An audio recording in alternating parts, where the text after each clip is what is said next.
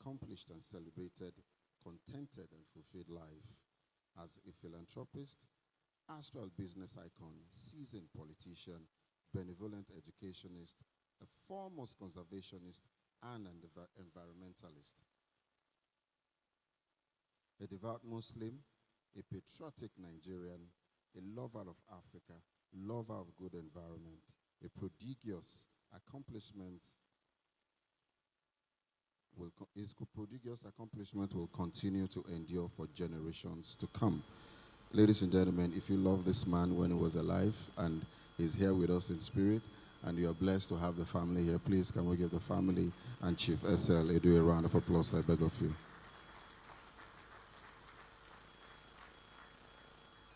As you all know, this event is organized by NCF has partnered with the family to make this a yearly lecture that has remained consistent in the foremost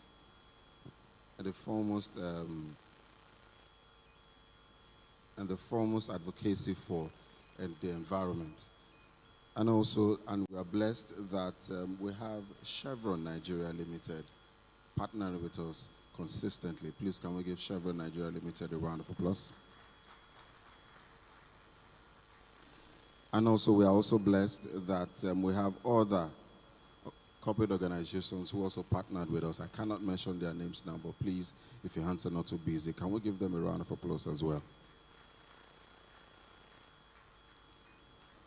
So before we go into the introductions, may I crave your indulgence? Can we all rise to take the national anthem of the greatest nation on planet Earth, Nigeria?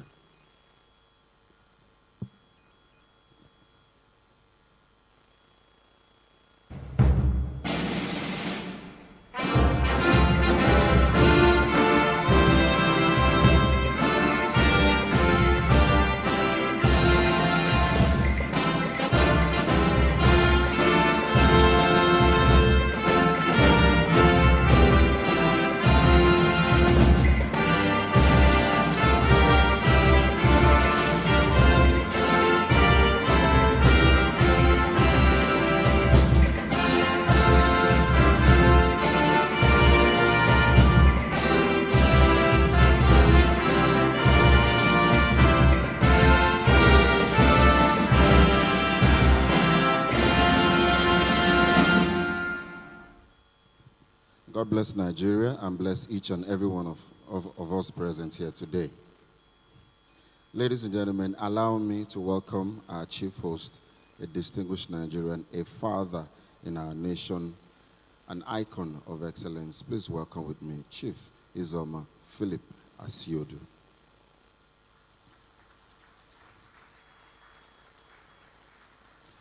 Is the President Board of Trustees of the Nigerian Conservation Foundation. Once again, let's give him a round of applause, I beg of you.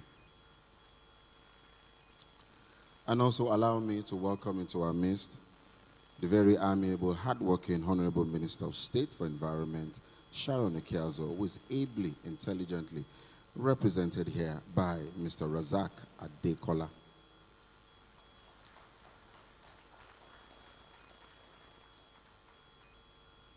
And also permit me to welcome, when I saw him this morning, I thought he was a movie star, but I found out that he was the Canadian Deputy High Commissioner to Nigeria. Please welcome with me Teshume Nkrumah.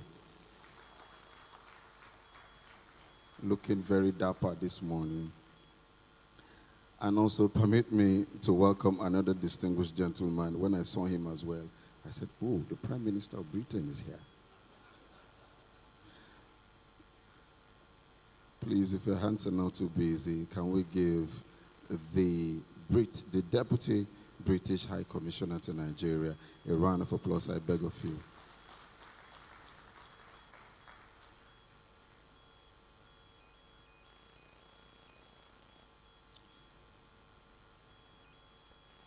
And also allow me to welcome into our midst another distinguished Nigerian, a hard-working one for that matter, a man who has become a torchbearer when it comes to excellence, corporate excellence in Nigeria. Please welcome with me the National Executive Chairman of NCF, Chief Ede Dafinone.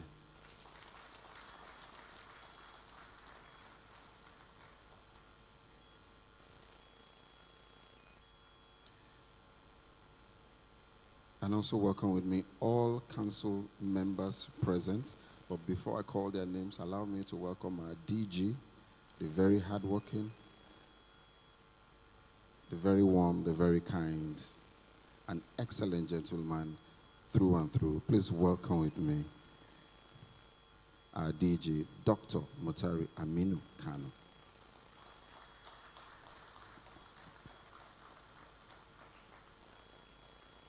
Permit me to also welcome the very first lady I'll be introducing this morning. She's here with her husband. She is a council member. Please welcome with me Justice Mrs. R.I. Bukola Adebi. If I may beg of you, can we give the husband a round of applause as well? Sir, can you wave your hands?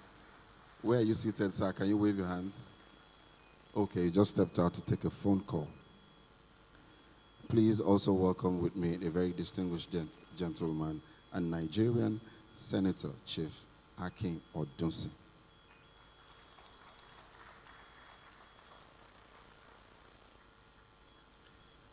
To the second lady I will be introducing today, please welcome with me the very beautiful, the very warm Chief Mrs. Cordelia Agbuti, JP.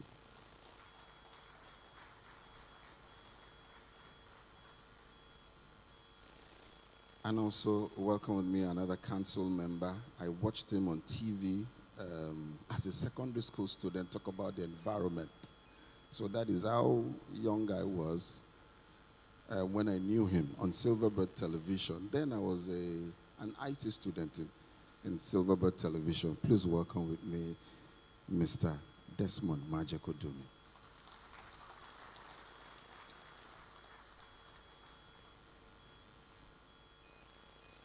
Please allow me to welcome the representative of the Managing Director of Chevron Nigeria. Is ably represented here by the Manager Gas Strategy and Asset Management, who has promised me 10 cylinders of gas when I'm going home.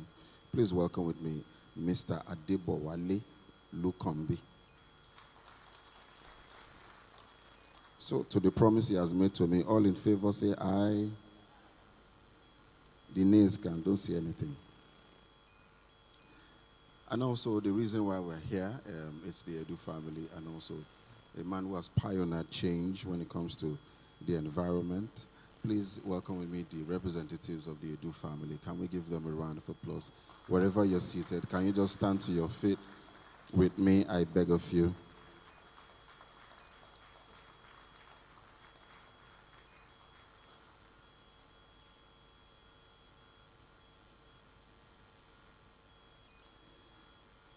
Please also welcome with me another distinguished Nigerian who leads the National Park Service, the Conservator General, Dr. Ibrahim Goni.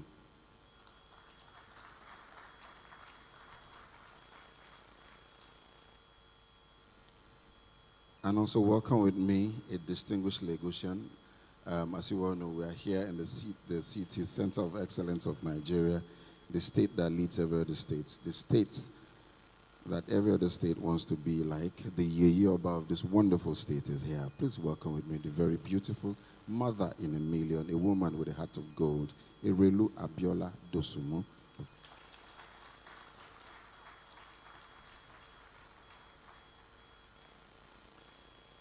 Permit me to also welcome all life fellows and fellows of the NCF. Please, can we give them a round of applause for being present here today?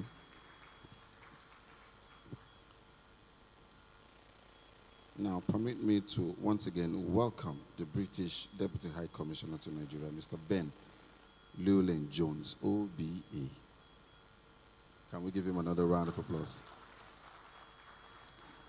Permit me for missing out the name earlier on. Forgive me for that. Ladies and gentlemen, at this point, we're moving on quickly. Permit me to introduce to us a national treasure, an icon. He will be speaking to us via a video feed. Please welcome with me for the opening address by the President, Board of Trustees of Nigerian Conservation Foundation, Chief Izoma Philip C. Asiodu, CFRCON. Chief Sharon Ikazo, Minister of State for the Environment, Dr. Teshum Nkrumah, Canadian Deputy High Commissioner, Mr. Ben Llewellyn-Jones, who will be British Deputy High Commissioner,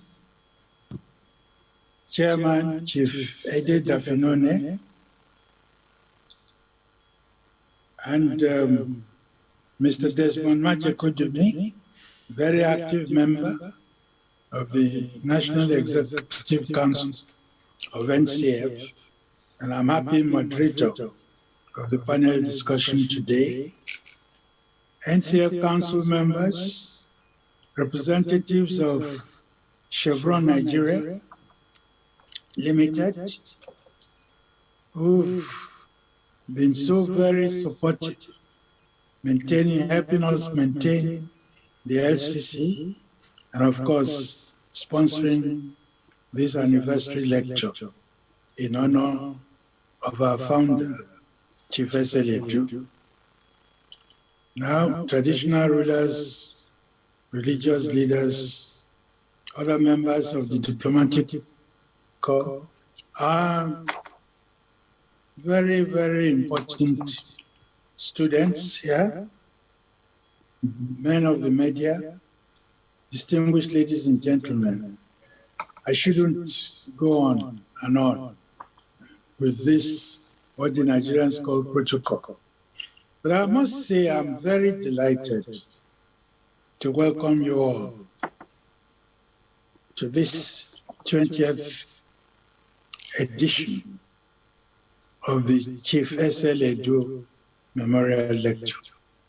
As you all know, it was thanks to his friendship with the Prince of the Netherlands, who was then chairman of the precursor of WWF, but he belonged to the International Council of WWF. And here he was in the council, but couldn't say that we had a WWF organization in Nigeria. And so that led him to consult a few people and led him to establish the Nigerian Conservation Foundation. And I'm glad that we've been able to sustain this series of lectures in his honor, and also an occasion in which we do give awards to distinguished scholars who've done postgraduate work in conservation matters and who will be future leaders in articulating what we must do to save contribute to saving the environment. And Nigeria is very, very seriously challenged in this respect. And I'm happy that you will be seeing the very informative and educational interview between Sir David Attenborough and our Director General, Dr. Mutari Aminu Kano, in which really all that we are about are brought to the fore. The absolute necessity for us now, and particularly for the younger ones, to learn how to live in a sustainable manner so that we do not destroy the habitat. I'm very glad that we are having this memorial lecture. I'm glad that you will listen to the interview with Sir David Attenborough, who first came to Africa, he says, in 1954, and was fascinated and enchanted by smelling for the first time, the richness and beauty of the tropical environment. I don't want to anticipate too much what you will see and hear, but I'm glad that we in the NCF are trying to convince government and the general population about the need to manage our environment, because we are so heavily challenged. First, as I told you, Lagos, when I was in school, was under 400,000. It's now 21 million people. Nigeria at independence was about 40 million. We are now 200 million. We had over 35% of Nigeria under forests. Now it's under 4%. And we are breeding, generating a lot of waste, solid waste, toxic waste. We are challenged by sea erosion. So you can see the challenge which we face. Gully erosion in the east, sheet erosion everywhere, siltation of rivers, destruction of the mangroves, with the non-optimal exploitation of our oil resources in the delta. And so this is a challenge for us. We had hoped by now that we would have expanded a little bit more our membership.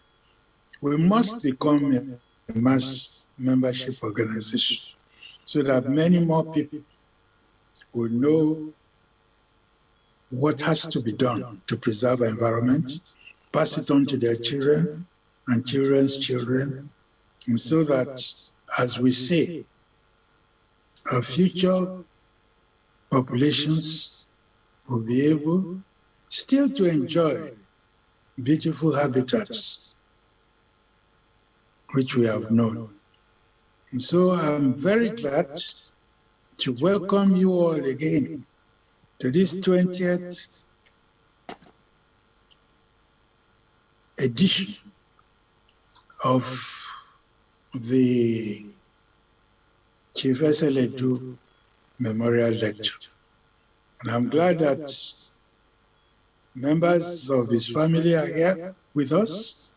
They've always carried on the memory and contributed to our work, carried on the memory of Chief SLEDU and contributed actively to our work.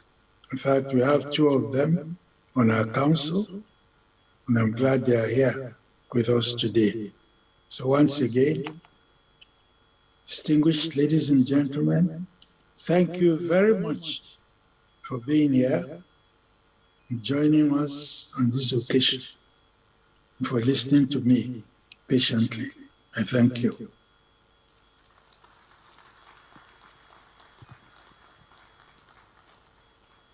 Your Excellency, distinguished ladies and gentlemen, that was Izoma Philip C. Asiodu, CFRCON, a national treasure and icon. Once again, can we give him a round of applause? I beg of you. Now we'll move to the introduction of the NCF 40th anniversary. This will be done by a man who is from a lineage of successful businessmen, strong believers in progressive Nigeria, a committed gentleman on national resources, on natural resources of biodiversity of Nigeria. Please welcome with me the very warm, the very intelligent Dr. Motari Aminu Kane, DG NCF.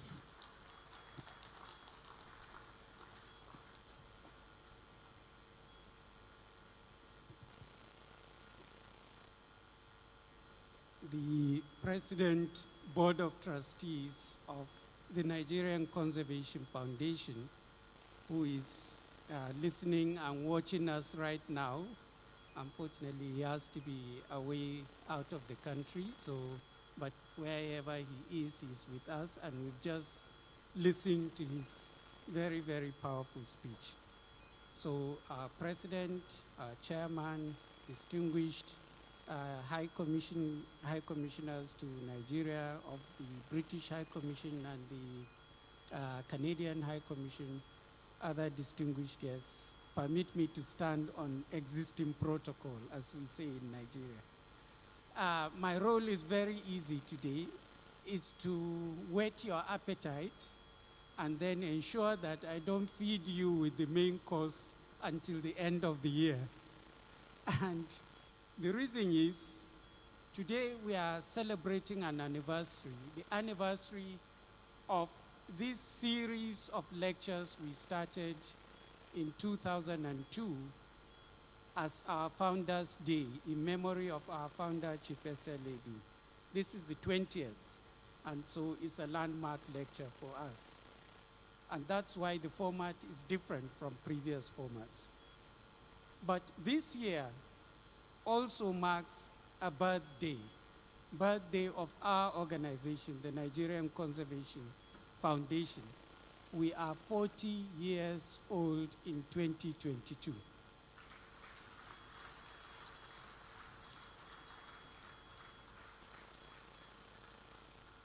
From this second half of the year, starting now, we'll be feeding the appetite I've whetted now with snippets, snacks, finger foods, and the main course will be served in November or thereabouts at a big gala dinner and award night. So watch out for it. Come with us and celebrate NCF at 40 then. And it's an incredible story because NCF is a pregnancy that was overdue. It was planned for founding an establishment in 1970, but didn't get established in 1980 and didn't get registered until 1982.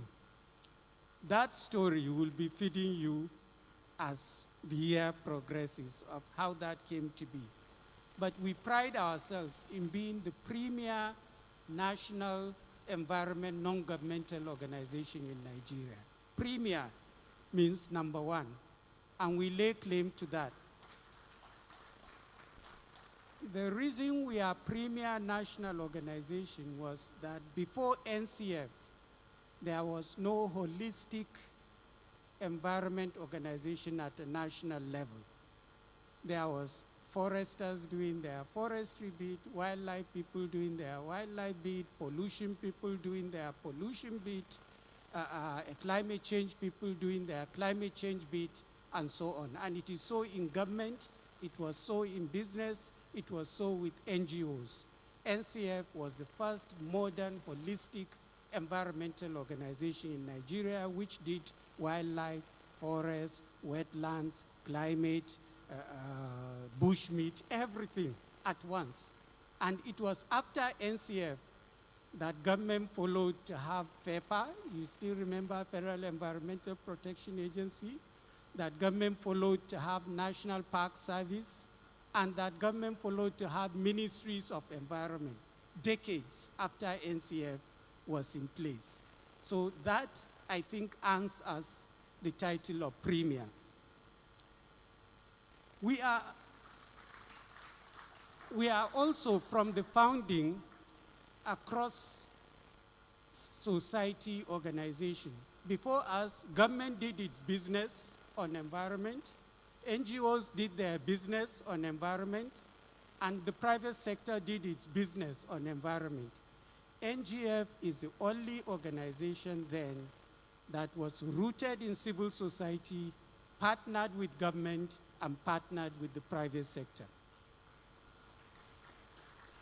And as the year progresses, starting today, and I'm ending with the trailer of some of our achievements. We have recorded quite a few achievements, working with grassroots organizations, working with school children, working in national parks, working in forest reserves, working on pollution, working on climate, and everywhere. So I will end by asking you to be patient to watch a little bit of trailer of a documentary we'll be releasing sometime during the year. And this is just a few minutes clip from that documentary. So watch out for the full Monty. Thank you.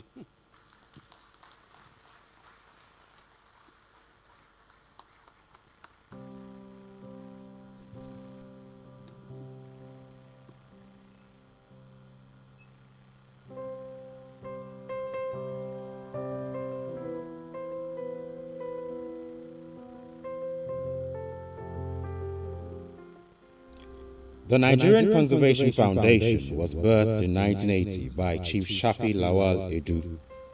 The Nigerian Conservation Foundation, NCF, is the premier non-governmental organization in Africa dedicated to nature conservation, sustainable living, biodiversity, and resource management. It's actually founded by the late Chief SLEDU, along with some of his very close friends. Mr. Leventis, Akintola Williams, Mr. Akintola Williams, Izoma Philip Asiodu, the late Mrs. Francesca Emmanuel, the late Mrs. Aduke Alakija, and others had the foresight to lead this charge. And they brought their friends along. Thanks to his friendship with the Prince of Netherlands, a member of the International WWF Council. And this led him to feel that we must do something in Nigeria. Chief SLEDU, the late Chief SLEDU, was an amazing entrepreneur at a global level. So the influence of his friends in the royal family in the Netherlands contributed to him leading the charge back at home. So what I remember was his sound bites about people saying is about, they think shouldn't eat bush meat, you shouldn't kill bush. There was a lot of resistance. People were not so clear what it was about. So I remember him coming back and saying, look, trying to tell people that it's about, the earth, it's about the planet. And there was a lot of resistance. And to be honest, I understood both sides. I understood both sides. People were like, is this our problem today? Right? And there was an element of, okay, all this deforestation, all this whatever, it was people's livelihood, or it is people's livelihood, right? So I remember him always complaining that, look, people don't understand where they're coming from, but he forged ahead. I remember we had a good dinner soon afterwards in Kano, in which the Emir of Kano at the time distributed prizes to various district heads in Kano and local government leaders who had championed conservation. We had chapters in Benin, in Calabar, and that is how we began. NCF was very small at that time, and we had an office at the Mainland Hotel. And it was a very exciting time for NCF because things were happening all the time. We had Prince Bernhard come out to Nigeria.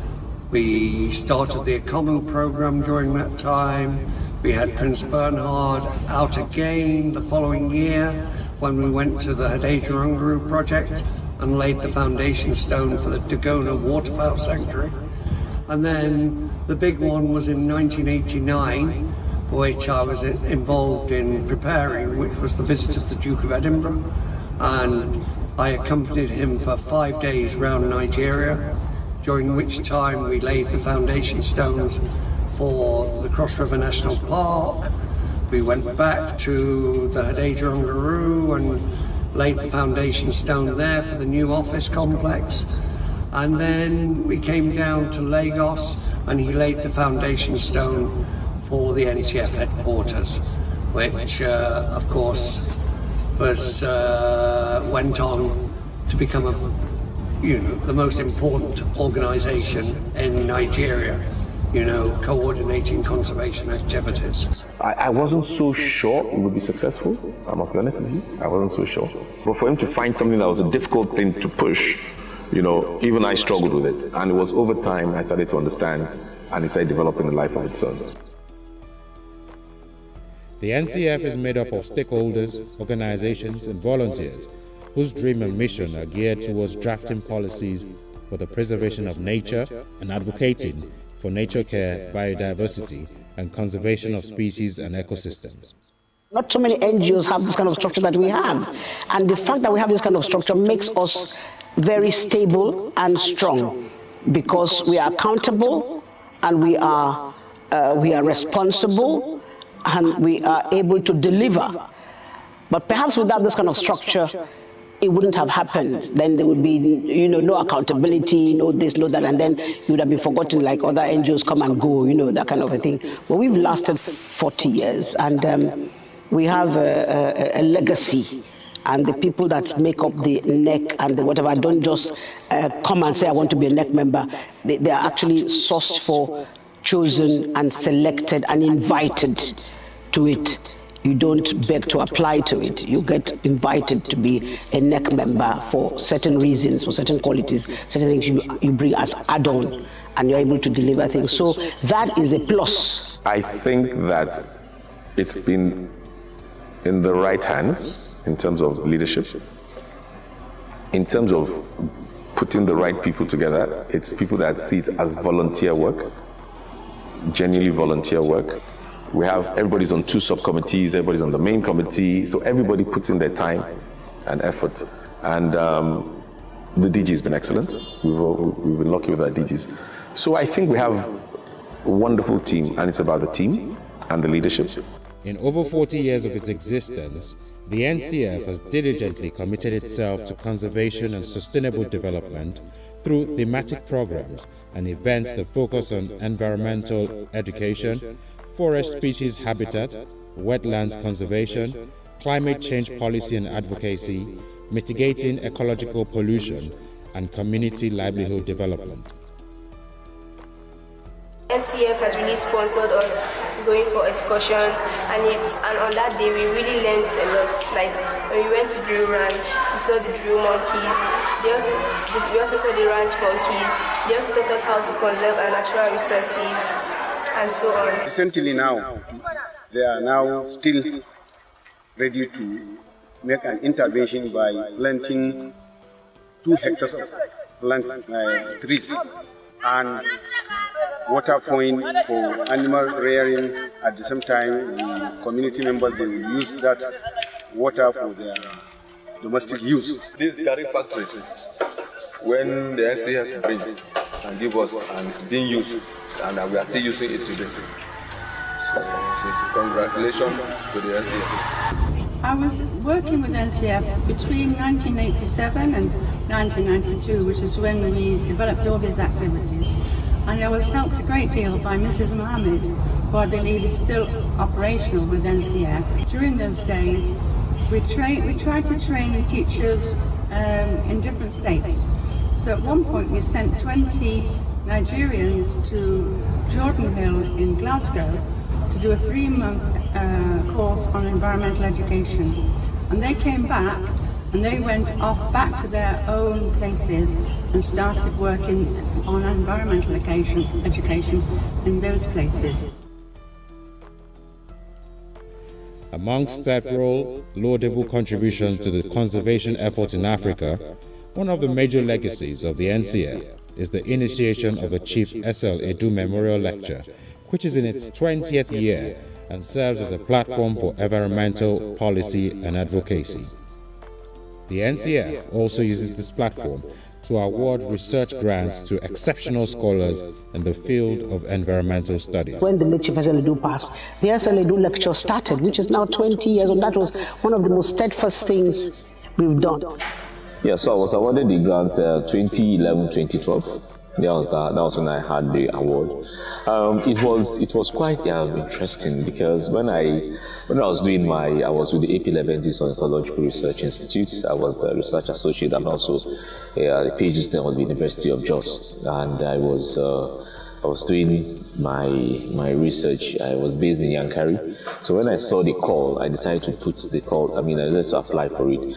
I was looking at the impact of anthropogenic activities on the Yankari Game Reserve, and that was what I wrote, and then I submitted. I was so excited when I was called to say, oh yeah, you have been given this grant, and the grant really helped, because it helped in offsetting some of the bills I had to take care of, and so it was quite nice. It was 500,000 then, but it was really, it came at the right time. 40 years of preserving nature, protecting species, and impacting communities. It is clear that the journey of Nigeria's premier environmental NGO has transitioned into a new, bigger, and better dimension.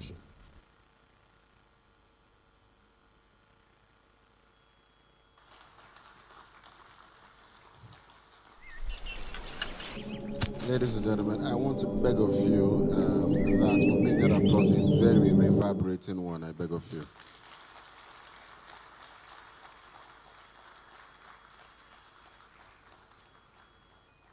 "40 years, that's awesome, that's awesome." Ladies and gentlemen, at this point, as we said earlier on, it is the 20th lecture in its series, and also the 40th anniversary. And today we are also featuring the great British journalist and environmentalist. We're going to have a conversation with him in a short while from now, Sir David Attenborough.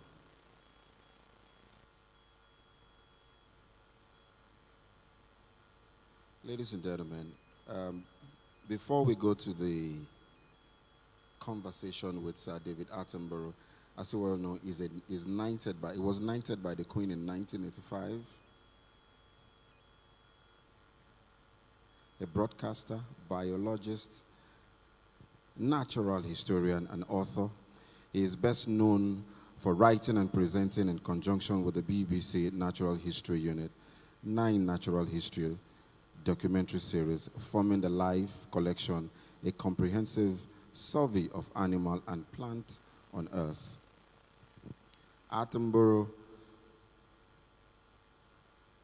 was a serving senior manager of BBC, having served as controller of BBC 2 and director of programming for BBC Television in the 1960s and 1970s, first becoming prominent as host of Zoo Quest in 1954.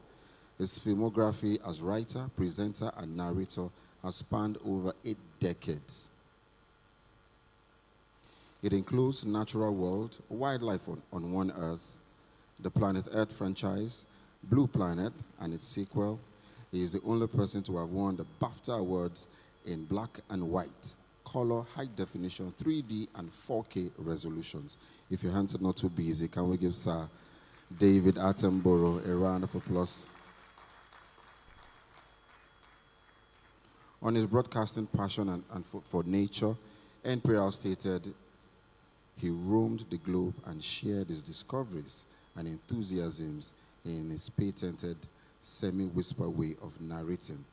In 2018 and 2019, Attenborough received the Primetime Emmy Awards for Outstanding Narrator. He is widely considered a national treasure in the UK.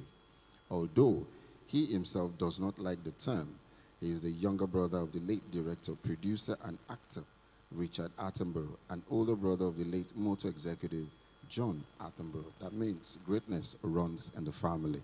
Ladies and gentlemen, at this point, you will be watching the video conversation with Sir David Attenborough with the very, very intelligent DG of NCF. As I leave in the hands of the technical guys to take it away.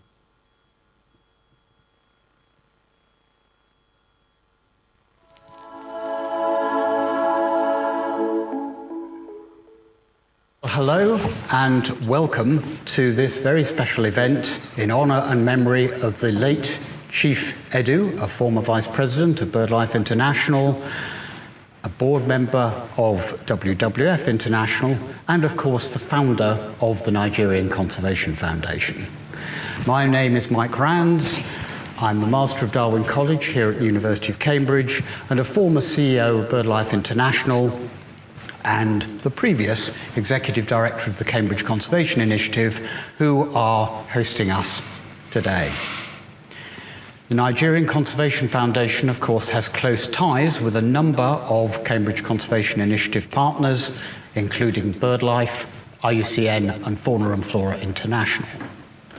And it's my great pleasure to welcome our two guests to join me here in the David Attenborough Building, the home of CCI, for a conversation between them. So we have with us the Director General of the Nigerian Conservation Foundation, Dr. Mutari Aminu-Kanu, and Sir David Attenborough.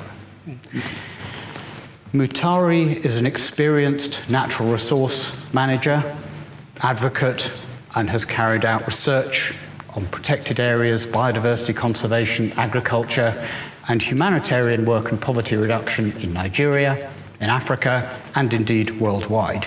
And he's been the Director General of NCF since 2018.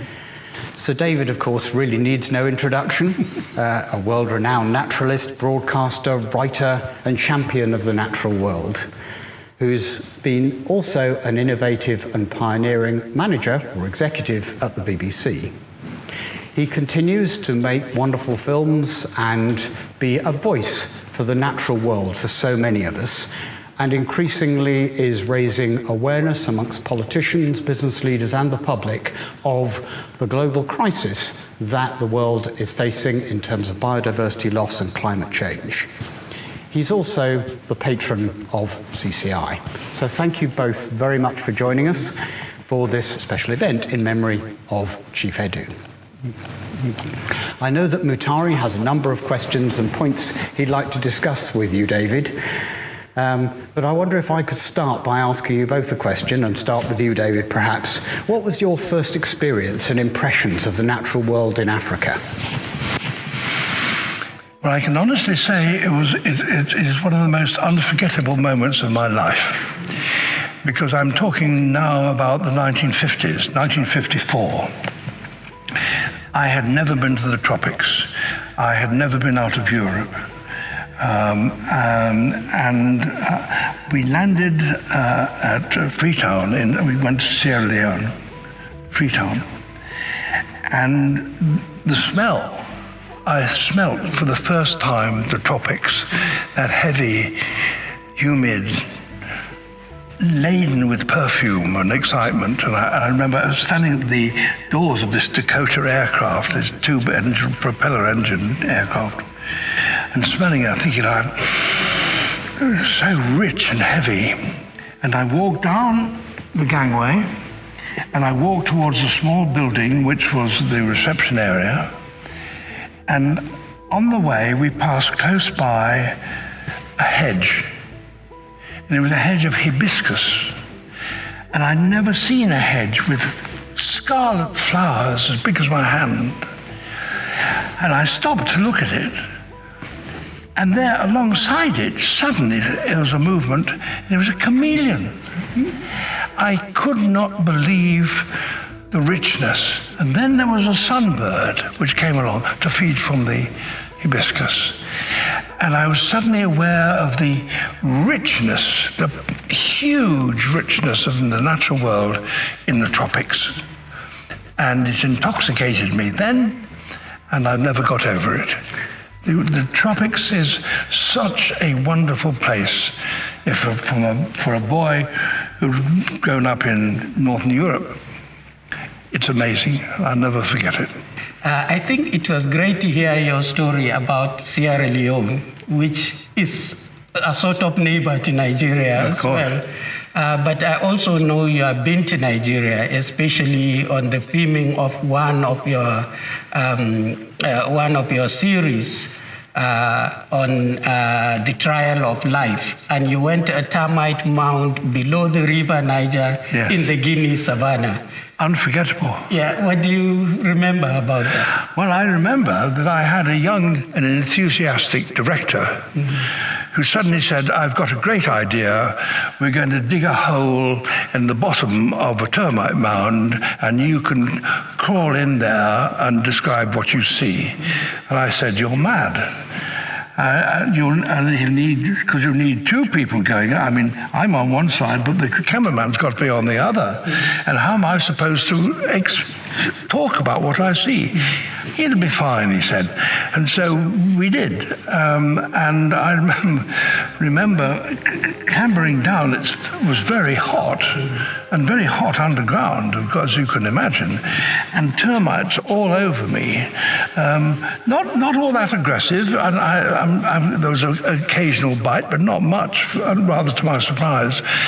And I tried to describe the way in which the engineering of the mounds, with the chimneys at the top, has a circulation within the termite mound, so that all the conditions within the mound for life are maintained, and how the queen controls all this, and the workers do what she says, and so on. I have a terrible feeling that what I said then was wrong. However, let us not go into that too many details. There are many more mysteries about how the termites control the inside of their mound than we have answers. But they are the most marvelous insects. And that was, well, that was in that was in the 1970s, so that was quite later. But even now, that sort of insight and that sort of program is not often made, because we forget how so much of life is small. We ignore it. We think about elephants and lions and so on, but actually the foundation of the natural world are these small things. And if we don't understand how they live, and we don't care for them, then we actually destroy the whole foundations of an ecosystem. True. So it was a lovely thing to have done, and I remember it very, very vividly. It was really thrilling to actually see the inside of this termite mound. You flew into Lagos before then going to the northern part of the country. Lagos is a mega city of about 20 million people. Is on the coast, is low-lying, and is now bedeviled by flooding and coastal erosion. And there is rising sea level coming. What are your thoughts on? See, that's very alarming, because it's not stopping. It's going to get worse. And unless we do something about world climate, it's going to get very much worse. And it's not just Lagos. It's also London, and it's also Florida. I remember flying along the coast with these huge hotels, and I said to the pilot, you know, the most valuable real estate in the United States. In 10 years, 15 years' time, it'll be worth nothing because it'll be underwater. And this was 5 years ago, I suppose. And he said, I don't believe it.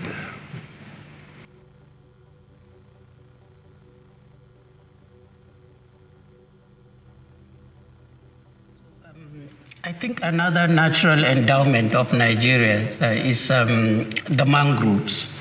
We have the largest mangroves in Africa, the third largest in the world, but I think Nigerians underappreciate and undervalue these mangroves. Can you say a little bit about the importance and significance of this ecosystem? Well, of course, the mangroves are the first line of defense against flooding.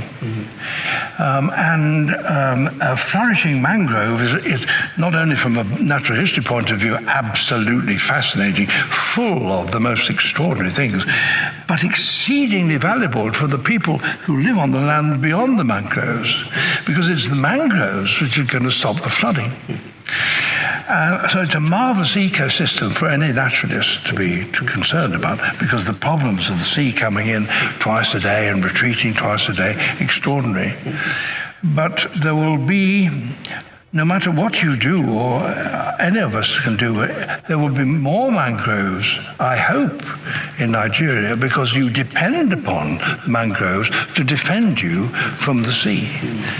And if the sea level goes up, it means the places where those defenses are needed are greater, of greater extent. So mangroves are extremely important to every great city that lives on the coast, including on West Africa.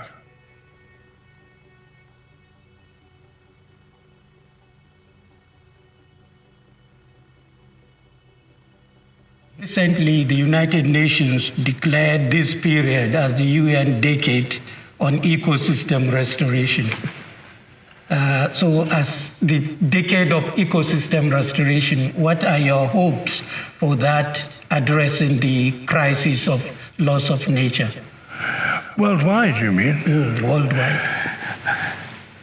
Well, it is, we should all recognize that we are a part of complex ecosystems, that we are dependent upon the natural world for every breath of air that we breathe. Every mouthful of food that we eat depends upon the natural world and the health of the natural world. And if we destroy parts of the natural world, we risk breaking down that system. So if we don't look after the world, we damage not just the natural world, we damage ourselves. We are dependent upon the natural world. So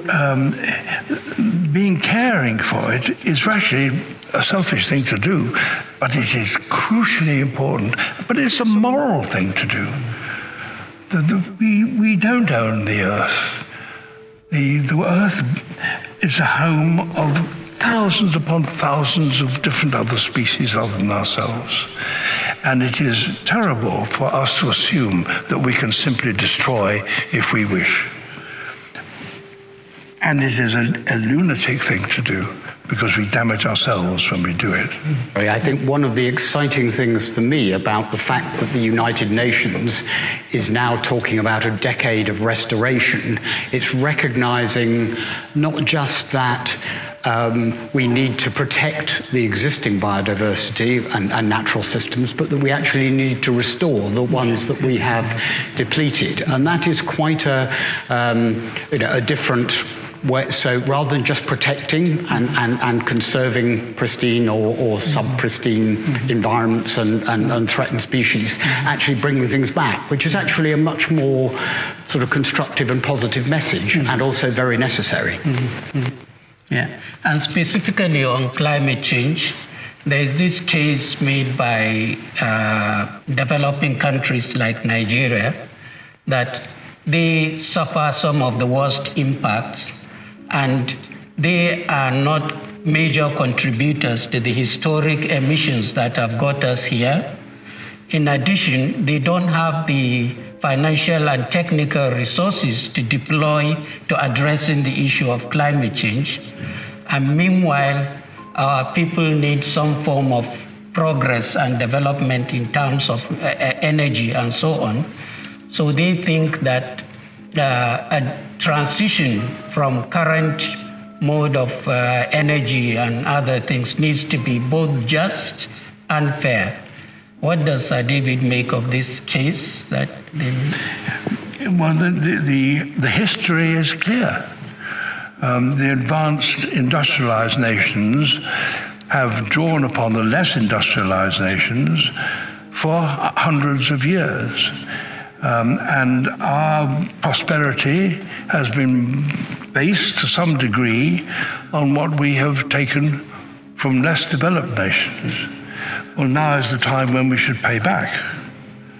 And I hope and believe that the conferences, under the United Nations conferences which are taking place, will recognize this, and that industrialized nations will recognize that they've lived at the expense of other nations. And now is the time for payback. Now is the time when we must recognize the debt that we have to you and to go some way towards repaying it. You've been sending this message in an inspiring way over so many decades about the need for us to live in harmony with nature. What is your biggest hope so far? What have you seen that are signs that give you hope for the future? Well, one of the problems, before we get to the hope, one of the problems is that more than half human beings alive on the earth today live in towns or they are cut off to some degree from the natural world. That in the past, human beings lived in harmony with the natural world. There weren't too many of them. And you saw the natural world on your doorstep. And you understood from the time you were a small child what went on in the natural world. Not maybe in full scientific detail, but you understood that you were one of a living community. And you looked after it, you understood it. But there were so few of you that you wasn't a great damage that you were going to do. But now, the world is transformed. There are more than three times as many human beings living on the earth than there were when I was a boy. And so they're all living in bigger and bigger cities, and they're all cut off from the natural world to a greater or lesser extent. And that means that they understand less and less about the way in which the natural world works. And they don't understand how it has to be cared for. And if the natural world collapses, if it breaks down, all of us will suffer because we won't have food. The air we breathe will be poisoned. We have to understand about the natural world and care for it. And that's why conservation organizations, yours, mine, everywhere, are absolutely essential if humanity is to continue to live in this world. About watching one of your films, Climate the Facts, where you mentioned that if we don't take serious action soon, that this could lead to the collapse of society. Yes. So my question is, really, what are those critical actions you think need to be taken now, immediately, if we are to avoid this societal collapse? And are you optimistic that we will get our acts together and take those actions before societal collapse come up? I can't speak about whether I'm optimistic or whether I'm pessimistic. I'm an old man, and I can't see 20 years ahead. But young people can. And it's for them to see what lies ahead. But I am quite sure that unless we are aware of the effects that we're having on the natural world and do something about it, we are heading for real disaster. And the population of the world, the human population, is growing and growing and growing and making more and more demands on the natural world. And as the population grows, there will be and as the climate changes,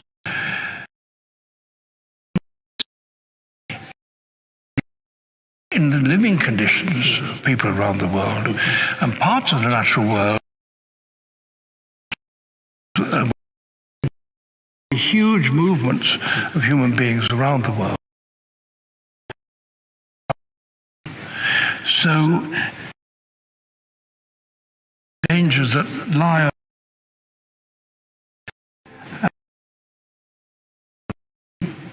because they are going to happen within the next 5-10 years. Like mine is, how do we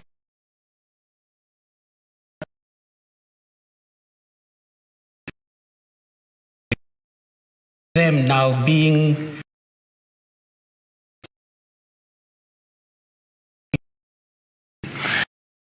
Do you have any tips for me? I don't really. That people are born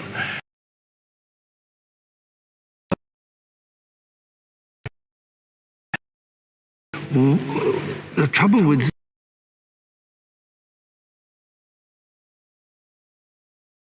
up and they've never seen one.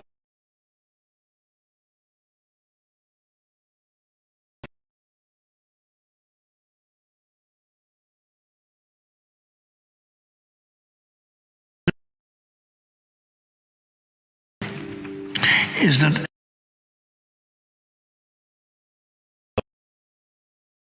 well, this world and it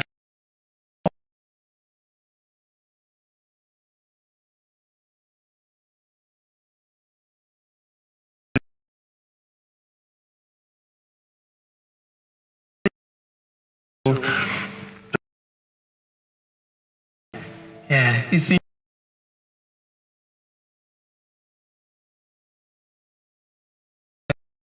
And I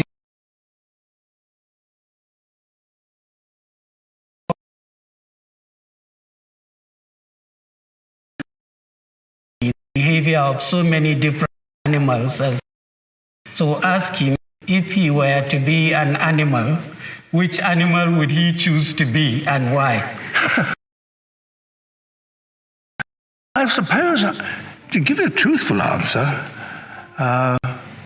or one answer anyway, is I often see when I watch birds how marvelous it must be just to be able to open your arms and take off, and you're off the roads and you're off hedges and you're off and you can see things. What a wonderful thing to be a bird of any kind, really. I would think it would be marvelous. But I also sometimes think that, okay, let's be serious. You can't be a bird. What could you be? Well, I think of the life of a sloth. Now, I am in my 90s, my mid-90s, and I think that just hanging upside down from a tree, not worried about where your next food comes from because it's going all around you, just having a chew every now and again, and then actually having a bit of a doze every now and again, and then perhaps a little more chewing, but perhaps that's rather laborious, going back to sleep. That seems to me to have a lot of charm when you get to your mid-90s, I'll tell you. So, a sloth. Thank you very much, Sir David. Mike? I have to say I'm terribly relieved, David, that you cannot turn into a sloth. You do so much for the natural world and for its people and everything. So look, thank you very much indeed for joining us. Thank you, Mutari. I hope this sends a message of hope and the need for action to the people, the government, the private sector in Nigeria. Nigeria has such wonderful natural resources. Wonderful. And the Nigerian Conservation Foundation is doing such fantastic work, but it needs many others to join forces if we are to live safely and protect this planet for future generations. So it's been wonderful to listen to you both. Thank you for coming. Delighted that the Cambridge Conservation Initiative was able to host you and look forward to many more discussions. Thank you both. Thank you. For a man who is so concerned for the natural world, that comes from a very deep knowledge and understanding, his energy, his advocacy, and ability to reach leaders and people all around the world. And we draw inspiration from him. Please, can we celebrate Sir David Attenborough?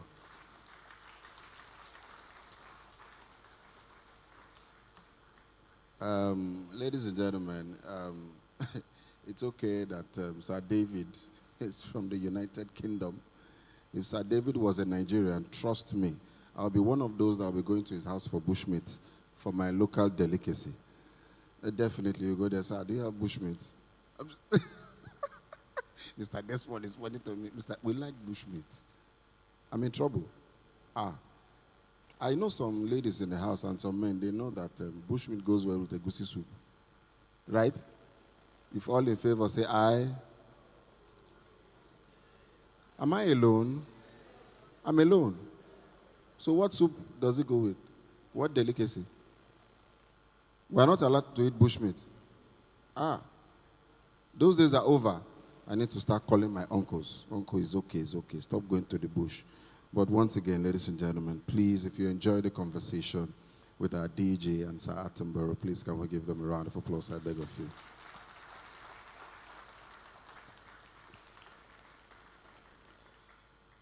Ladies and gentlemen, allow me to specially welcome an NCF campaign ambassador. Please welcome with me, Miriam Longe.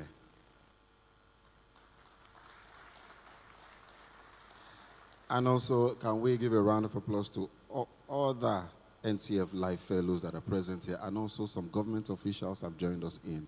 I can't call your names one after the other due to time. Please, can we give them a round of applause? I beg of you. May I also crave your indulgence that I'm told that we have hundreds of people who are joined virtually all over the world. Please, can we give them a round of applause? Their presence can be here physically.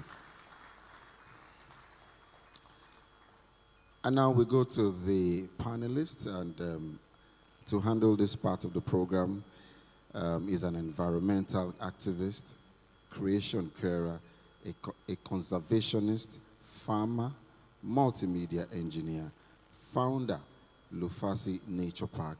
If your hands are not too busy, he's a NEC member of NCF. He's our moderator. Please welcome with me the very warm, the amiable, intelligent Desmond Majekodumi.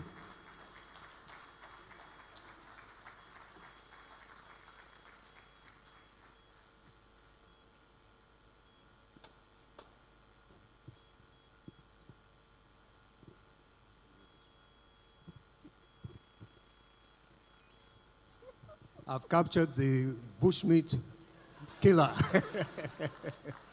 You see, everything must change. You know, life is a continuum. Definitely. Yeah, okay.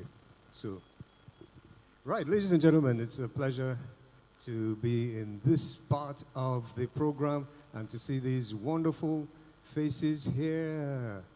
Can I just ask you a question? Do you love nature? Beautiful. We're definitely in the right place. Okay, let's move on now and invite our distinguished guests.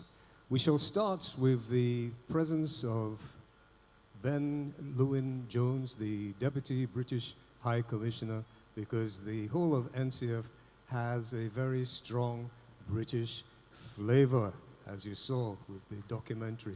So, Ben Llewellyn-Jones, do come on. Ben has been in the country for quite some time. He was in Abuja before. In fact, his children grew up in Africa because he was in South Africa before, and now he is in Lagos as the Deputy British High Commissioner. You're welcome. Absolutely. I want to have you right close to us, right up front. And next, if you allow me to invite the Deputy Canadian High Commissioner, our honorable guest here today.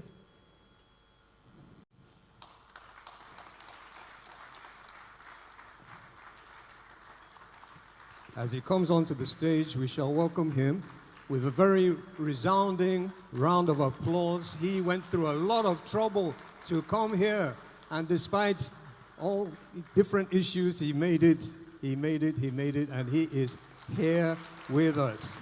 Thank you so much. Teston Nkrumah.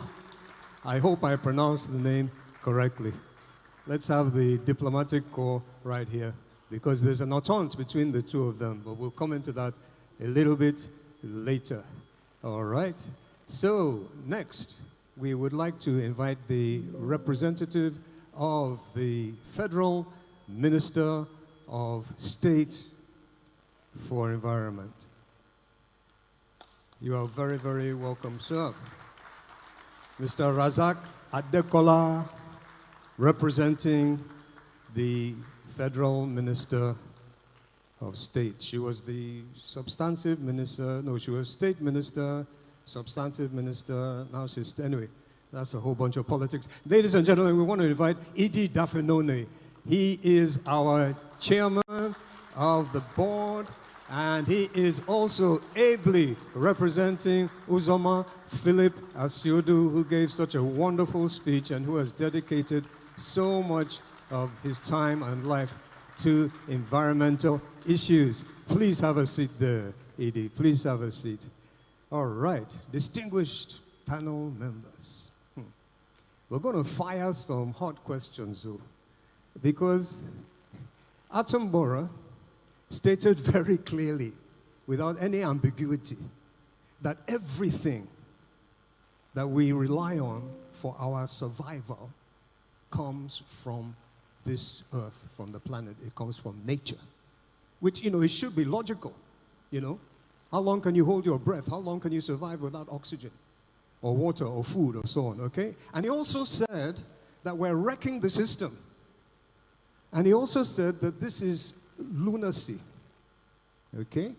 So we're going to fire some rather powerful questions because, why are we wrecking our life support system and behaving like lunatics? Of course, none of us here are doing that. We're exempt. We're all environmentalists and you all love nature. Ben, please, just to start, the topic for Earth Day is only one Earth. So in a few minutes, could you please just give your impressions of that on mic? Hopefully it's working. It is. Thank you. No, thank you very much. Firstly, it's a great pleasure to be here. It's quite hard to follow Sir David Attenborough. I think that's probably very tough.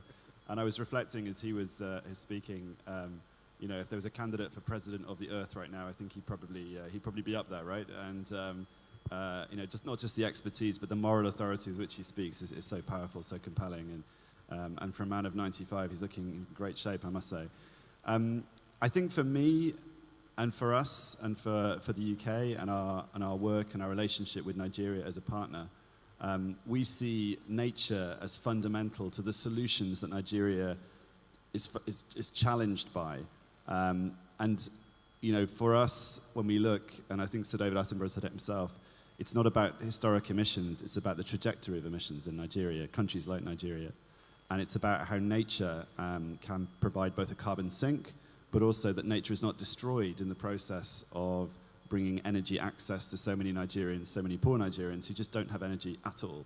So it's a different kind of problem, a different kind of challenge, and how you deal with the natural environment with that challenge is different, to be honest, if you're Nigeria or if you're the UK or if you're a country that has historically industrialized in the way the UK has.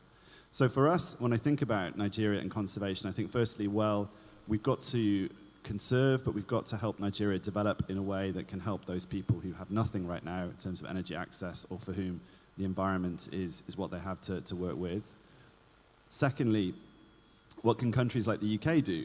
Firstly, we've got our overseas development assistance programs that have been working on smart agriculture. So agriculture is fundamental to Nigeria. How do we have climate smart agriculture that can produce more in more difficult circumstances, that can increase yield, that can help agriculture move up the value chain and responds to the challenge of climate change? And we are working on that. And secondly, how can we ensure that vital environmental carbon sinks like the mangroves, again, Sir David Attenborough talking about those, don't disappear? And I was just last week with the High Commissioner at the National Theatre of Lagos looking at some of the wetlands there and the importance of preserving wetlands, importance of preserving mangroves, not just there but across Nigeria.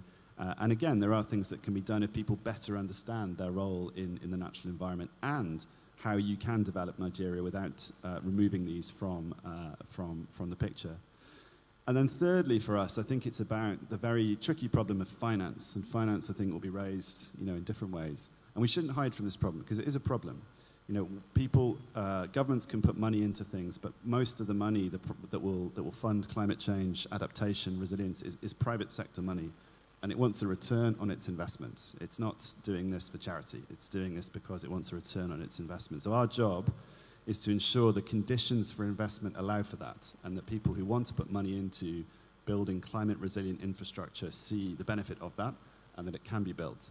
And so we have programs like the Climate Finance Accelerator intended to try and help match projects with finance, to try and unblock the reasons that people may not want to invest, and help people find a way to put finance into the kind of physical infrastructure that needs to be built to help not just energy access, but help prevent flooding in Lagos, help prevent flooding anywhere, frankly, in Nigeria.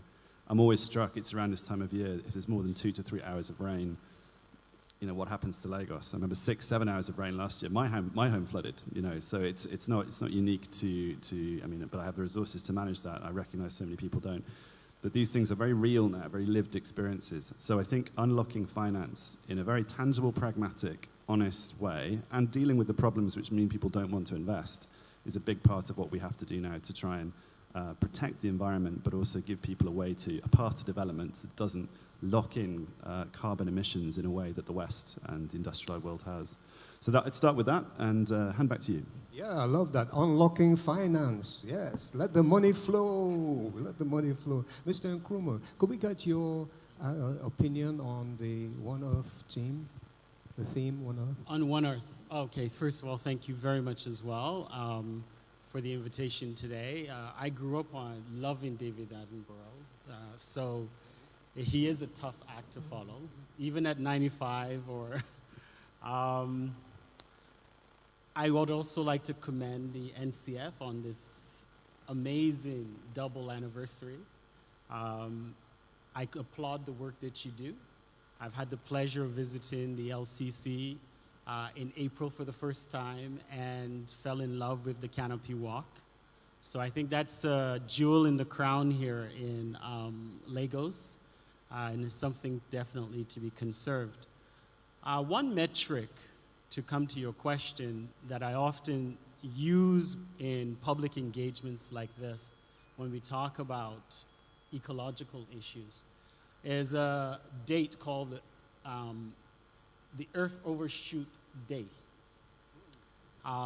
Basically, conceptually, it's a day that marks the point in a year at which we consume more ecological resources than the Earth can replace in that year. This year, it will be on July the 28th. We got a bit of a reprieve during COVID because no one was going anywhere really, and we weren't using as many resources, but we've seen that day fall earlier and earlier in each year, except for during COVID. So is it lunacy? The reality is we consume resources to survive. It's a natural human requirement. So there's no madness in that. The madness may be in how we go about utilizing the resources that we take from nature and we take from the environment. So looking forward, by 2050, we're going to have about 9.5 billion people on this planet. 1 in 4 of them will be from Africa, okay? So the consumption of resources is going to accelerate before it decreases. So it really becomes imperative how we go about transitioning to a sustainable, clean growth, climate smart approach and an economy, basically. And I think we will come to this during the conversation.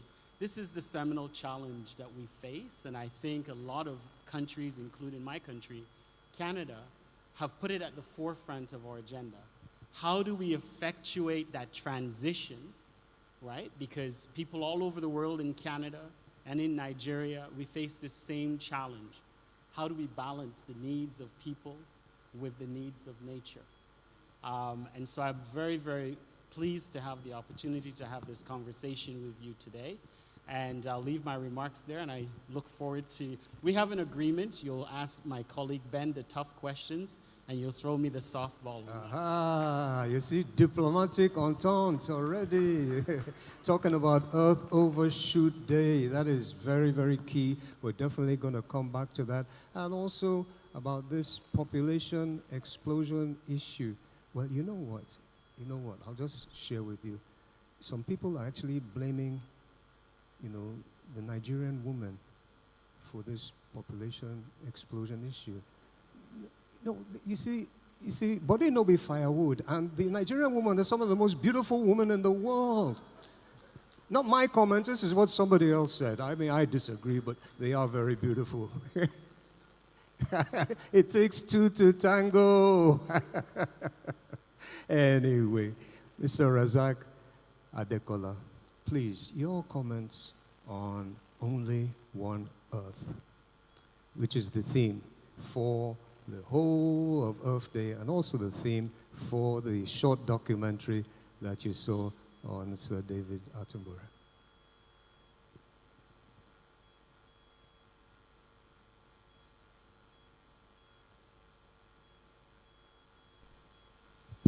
Yeah, thank you very much, sir.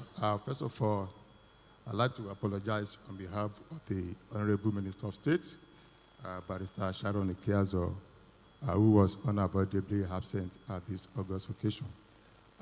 She wished she could have been here, but the exigencies of our office made it impossible. And I'm sure after today, subsequent programs, trust her, she's known as Madam Biodiversity, Madam Conservation. So this is a forum she would have loved to participate. Having said that, I think Nigerian position is very clear. When the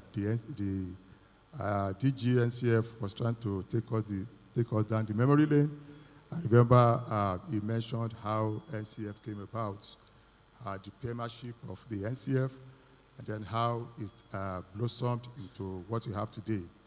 We have the Ministry of Environment, we have the national parks, and we also have all the associated institutions that are into conservation. Yes, Nigerian government is playing its active role. Otherwise, we would have been where we are today. I can say that what we are witnessing today is one of the successes that we have recorded as a result of Nigerian government enthusiasm to ensure that we achieve sustainable environment in Nigeria. Yes, that documentary tells a lot of stories, and I think it calls for action from every one of us. Personally, I was deeply touched by Mr. Peter Bruce documentary. It also took me down the memory lane when I was growing up as a child. The experience was nostalgic. Unfortunately, those experiences are no more there today, just because we are not playing our role the way we're supposed to play it. Nigerian government is conscious of the problems, and we have taken a lot of actions, and we are still taking actions as well. Part of our actions include national, regional, and inter-regional collaborations. NCF is one of the long-standing partners of the ministry, and we have ensured that every stakeholder in Nigeria plays its role the way he's expected to play it. You can see the issue of mangrove, for example. We learned during our field activities a few years back that even mangrove species, without allowing them to dry, are being used as a firewood. So that really contributes a lot to the rate at which mangrove is being deforested today. And unfortunately too, because of the fact that mangrove stores a lot of carbon, it's a bigger reservoir of carbon than the terrestrial forest.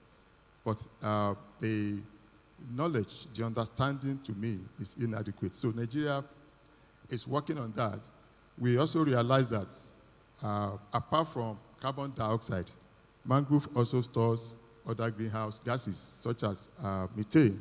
As a matter of fact, it's the largest stock of methane in our ecosystem. The pollution, the flooding that have been experienced is as a result of, like we have had during Dr. Mukhtari's question section, the rise in the sea level, and it's affecting the ecosystem generally. As a matter of fact, as population increases, you expect that to happen. For the aspect that has to do with land tenure system, for example, we realize that at the state level, a lot of things that are going on are because of the belief of the state that the land belongs to them. And so it got to a point that even at the federal level, what you can only do is to advise, because we realize that the more you try to want to tell the state to do the right thing in the area of the land tenure system, it becomes more problematic. This issue also has to do with the need for the state to want to increase the revenue. And that takes us to the problem of over-reliance with oil. Now that the oil revenue is dwindling, you now discover that most states want to rely more on natural resources to generate revenue. So that now tends to want them to hold on to the land and be more strict on the land tenure system. The issue now is that we now see people from outside Nigeria trying to mount pressure on government so as to maximize the gains they feel they can get from the forest. Thank you very much. Yeah, thank you. That's very enlightening. Idi Dafanone, your comments on Only One Earth. Thank you very much, Desmond. I have to say I've seen the film this morning 3 or 4 times, and every time I see it, I have a different takeaway from it. So today I was watching as Sir David talked about rising sea levels. And in response to rising sea levels, he made a very poignant comment. It's not stopping, it's going to get worse. And that reigns true for so much of the problems we have with the environment. But very strangely, 40, 50 years ago, and maybe 40 years more relevant, when NCF was formed, those voices saying it's going to get worse, they were seen as lunatics. They were seen as soothsayers of doom. They were seen as mad scientists just 40 years ago. But today, we see the statistics proving them right beyond any doubt that really and truly things are getting worse.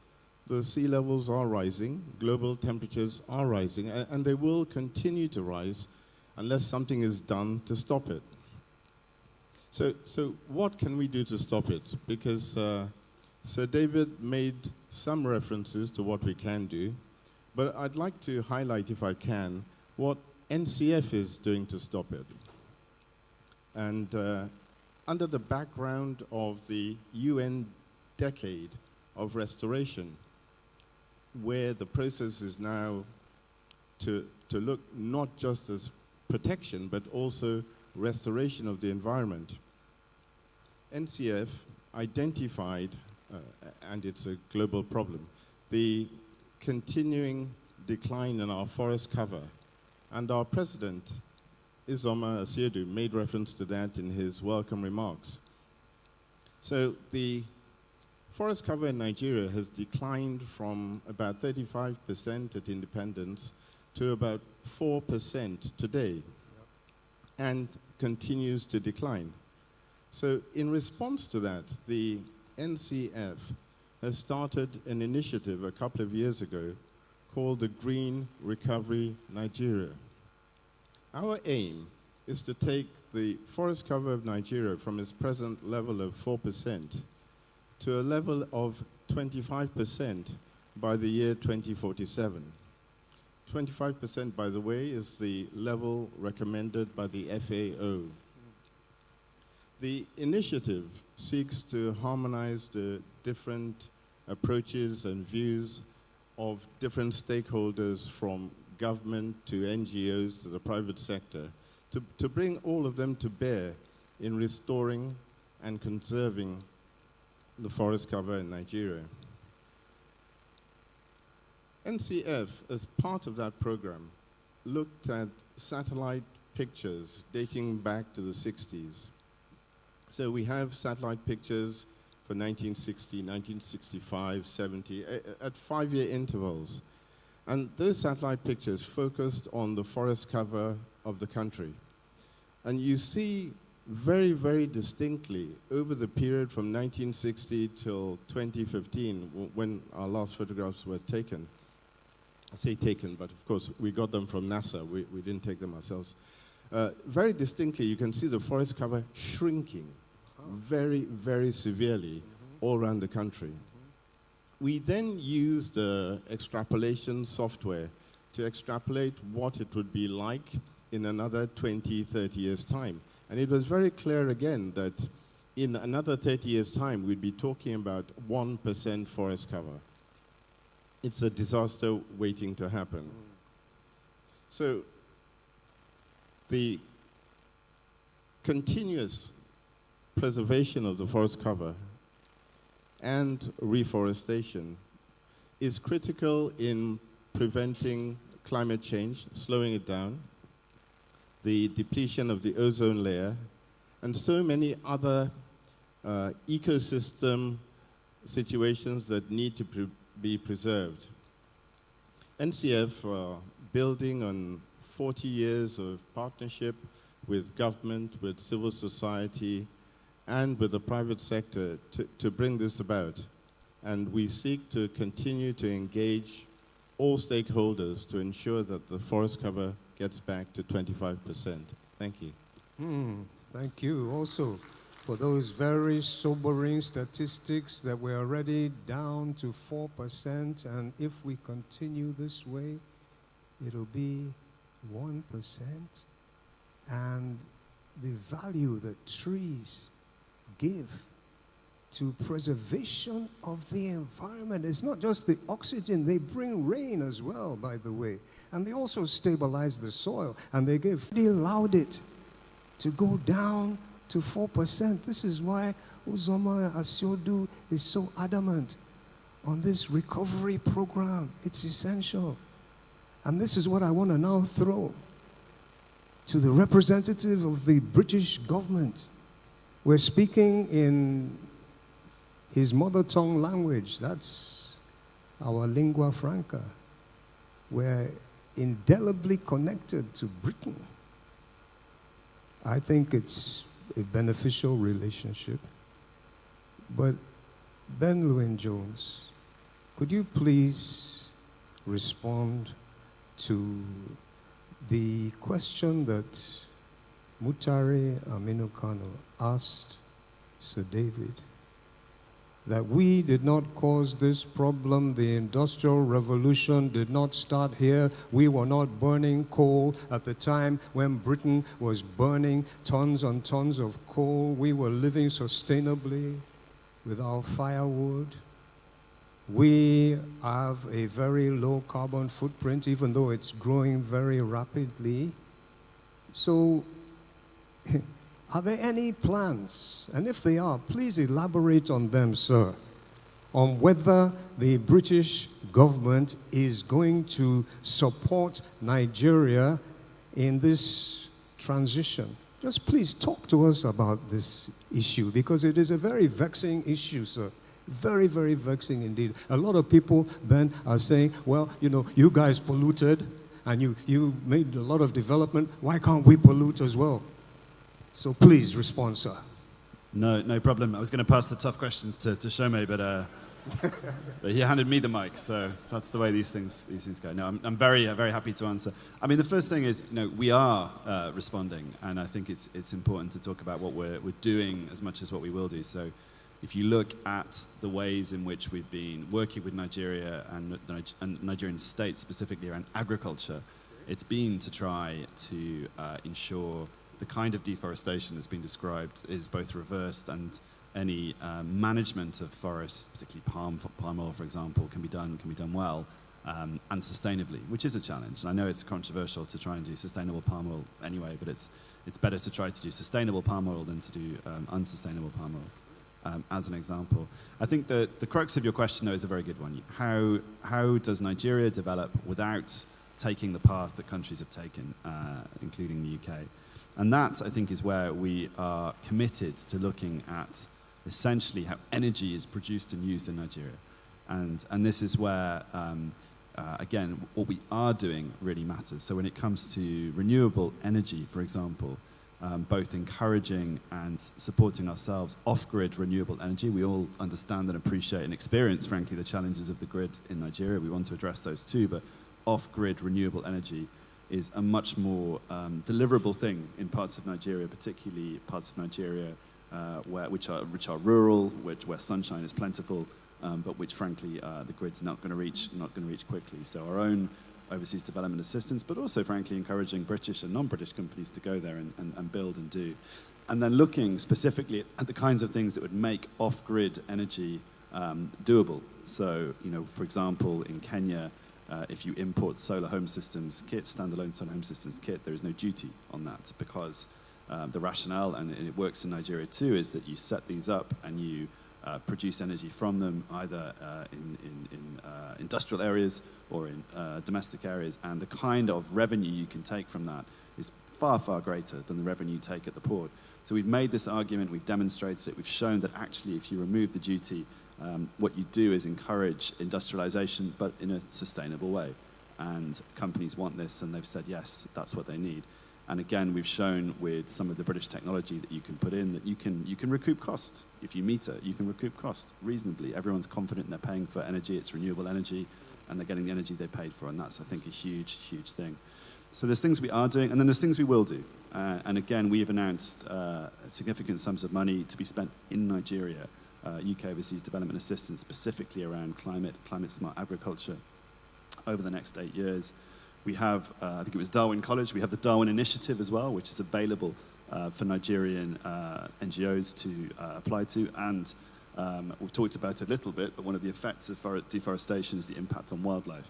And the Illegal Wildlife Trade Challenge Fund, which, again, I know a number of Nigerian organizations have applied to. We encourage them to, not least because we see part of the challenge is preserving the wildlife that goes with the habitat. And we're always struck, I was struck, to be honest, how few Nigerians reflect on pangolins and the destruction of the habitat that means the destruction of pangolins, and of course the pangolin trade that follows from that.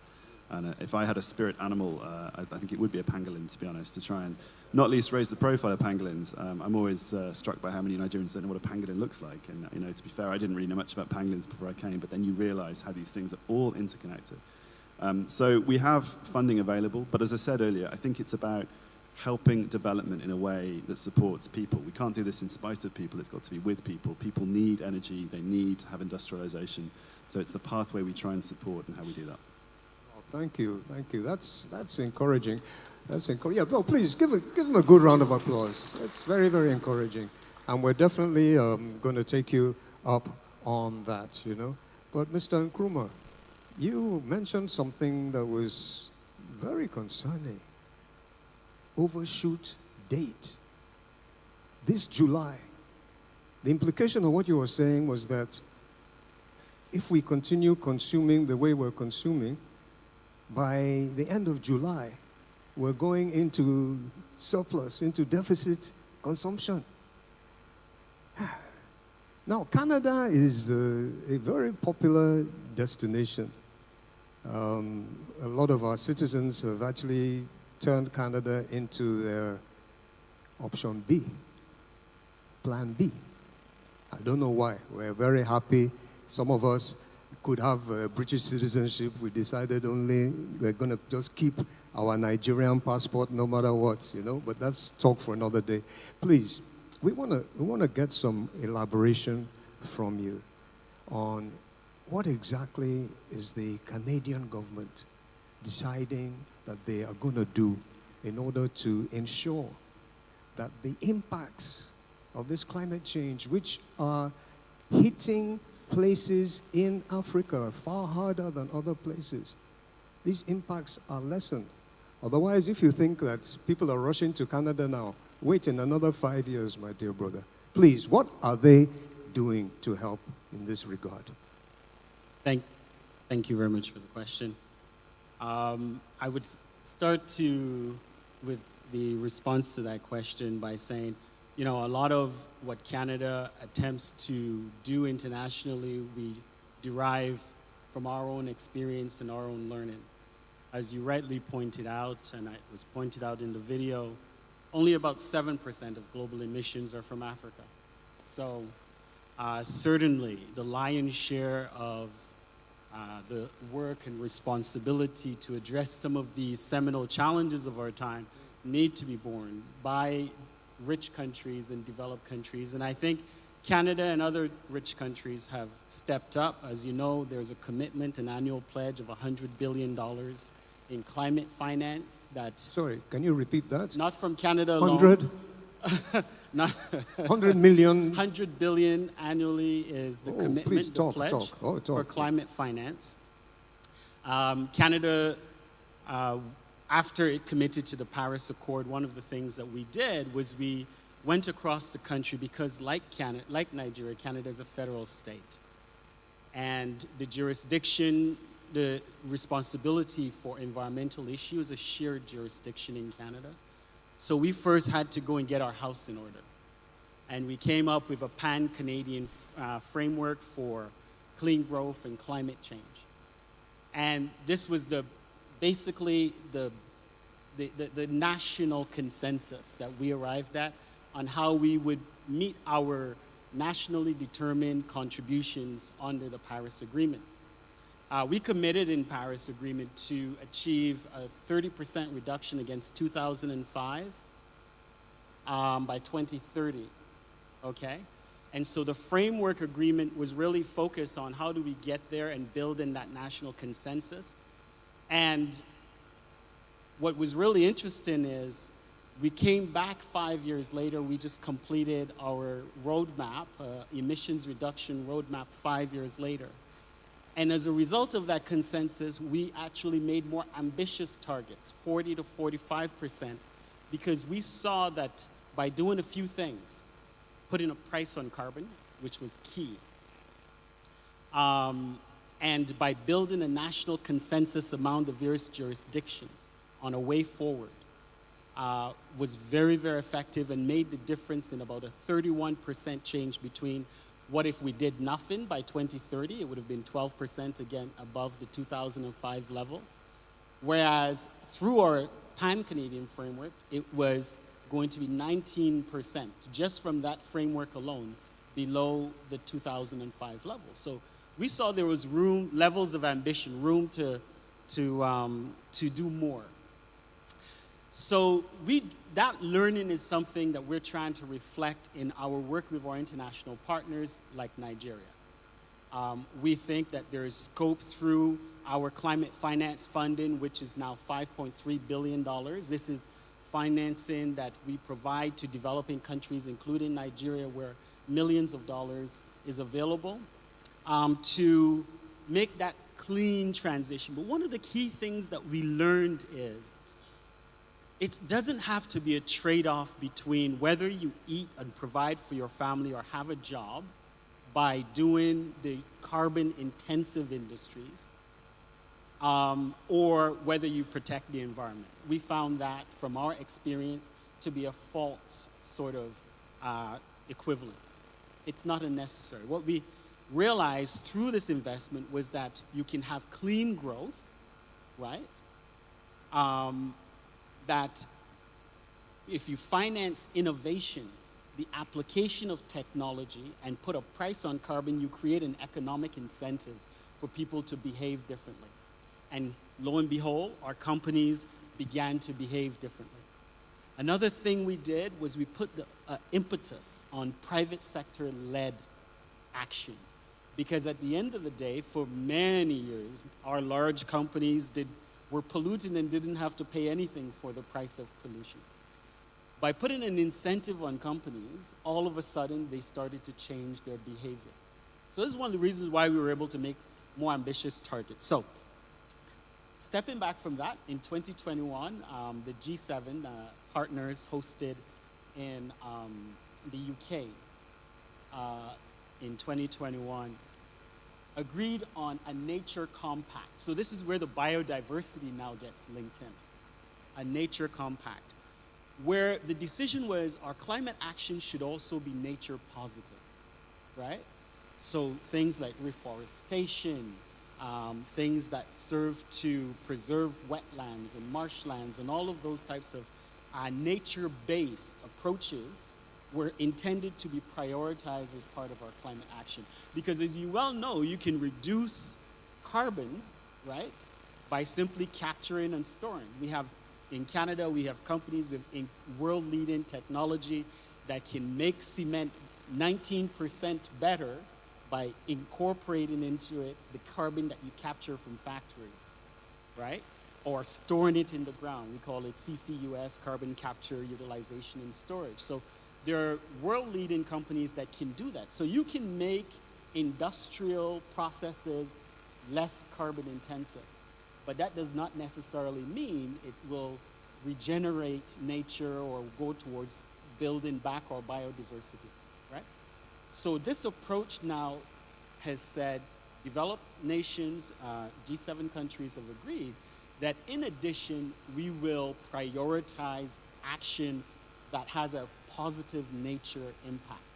And so that's what we have started doing, and we're rolling it out. This agreement was made last year, and already it's applied to 20% of all of our funding has to have this nature-based approach. But beyond that, it will be used as a screen for all of the climate finance, the $5.3 billion that we give annually. And we're pleased to have been parties with the LCC, for example, the NCF specifically, on some reforestation initiatives here in Nigeria. We're very proud of the support that was provided in Kwara State to support the reforestation of 65,000 hectares there.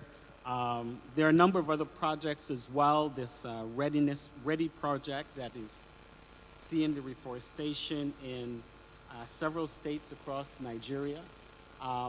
And then we also have a renewable energy initiative that in Africa, where there's a significant Nigerian component that is with the IFC, and there we're trying to catalyze action on the private sector to deploy renewable energy. Like I said, the private sector has to be engaged. They're a big part of the solution, and so a lot of our effort is trying to mobilize them. Wow, this is very encouraging. No, let's give him a good round of applause. From all indications, Canada is a very, very progressive country. I wonder if it has something to do with the youthful leadership. So, we go now to our dear Ministry of Environment. Thank you so much, sir. So, what's happening now? What's happening, sir? You know, so there's so many. We're still flaring. We're still flaring gas, natural gas, whose value has gone up almost 70% in the last year or so. We're still flaring gas, and there's so much oil pollution in the mangrove. The very mangrove that we're saying is the best carbon sequestration, the very mangrove that protects us from erosion, the very mangrove that is where so many of our aquatic fauna will be regenerating themselves. And we're just wiping it out. Sir, can you kindly explain to us what plans are there now to empower the voice of the Ministry of the Environment, which, by the way, in some circles, we've changed the name. It's no longer Ministry of Environment, it's the Ministry of the Life Support System. The life support system. Please, what are the future plans, especially in relation to mangrove? You really, touched our hearts when you spoke a little bit earlier. Yeah, thank you very much. First of all, maybe I will have to like to add to his contribution. I want to state that part of the ways UK has been supporting Nigerian government is through a dialogue that is called Forest agriculture and commodity trade dialogue.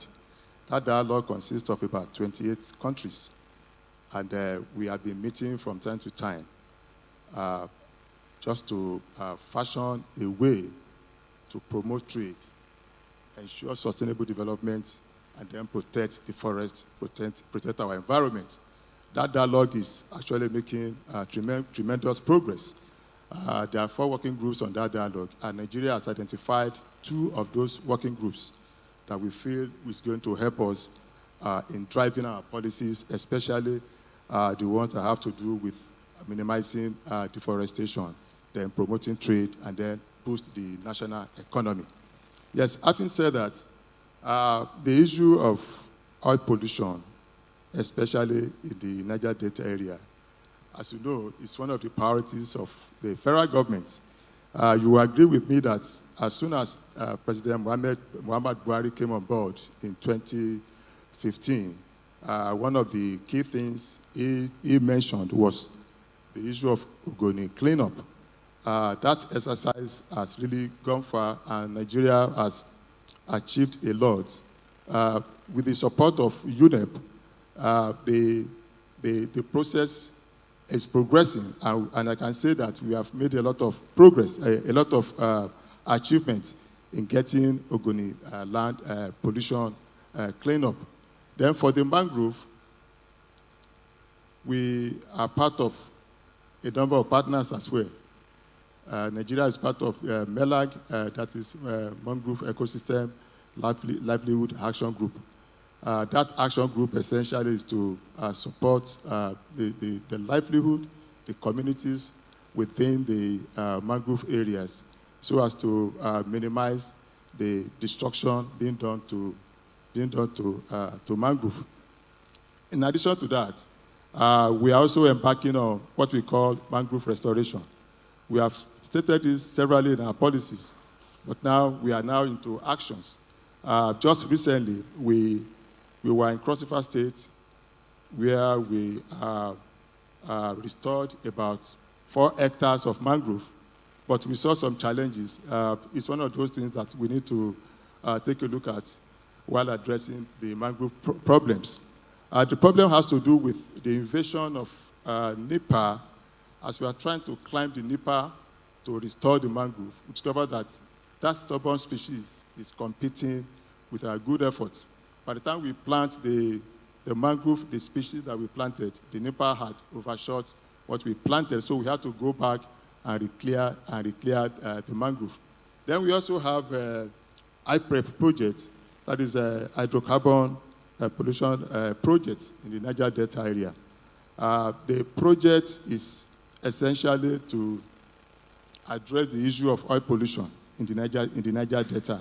And the federal government has continued to make commitments to that project. A lot of budget is being voted into that project. You will agree with me that if we go to the Niger Delta area now, with the collaboration with the oil companies, we have been able to assuage the problem of oil pollution in the Niger Delta area. Then apart from that, we are also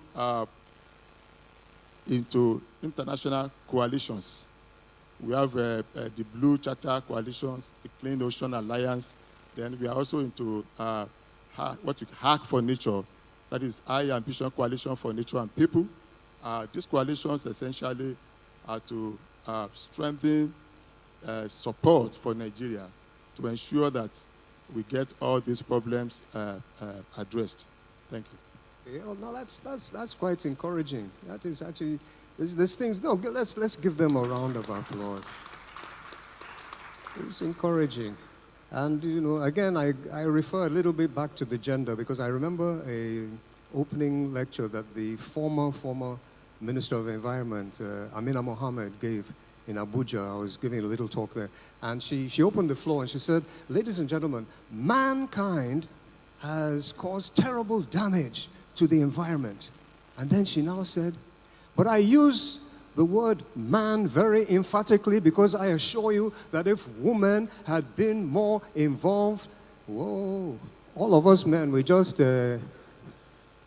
so do the women, if the woman agrees, say yes, so Okay, and there's been some good women in there. E.D. Dafanone, E.D. Dafanone, my dear brother. The political space is getting very heated and charged up now in our dear nation. And at the end of the day, all the major decisions will be made by the leaders who are part of the whole political system. And definitely as obviously we can see from the documentary from David Attenborough, highly intelligent, has access to so much information.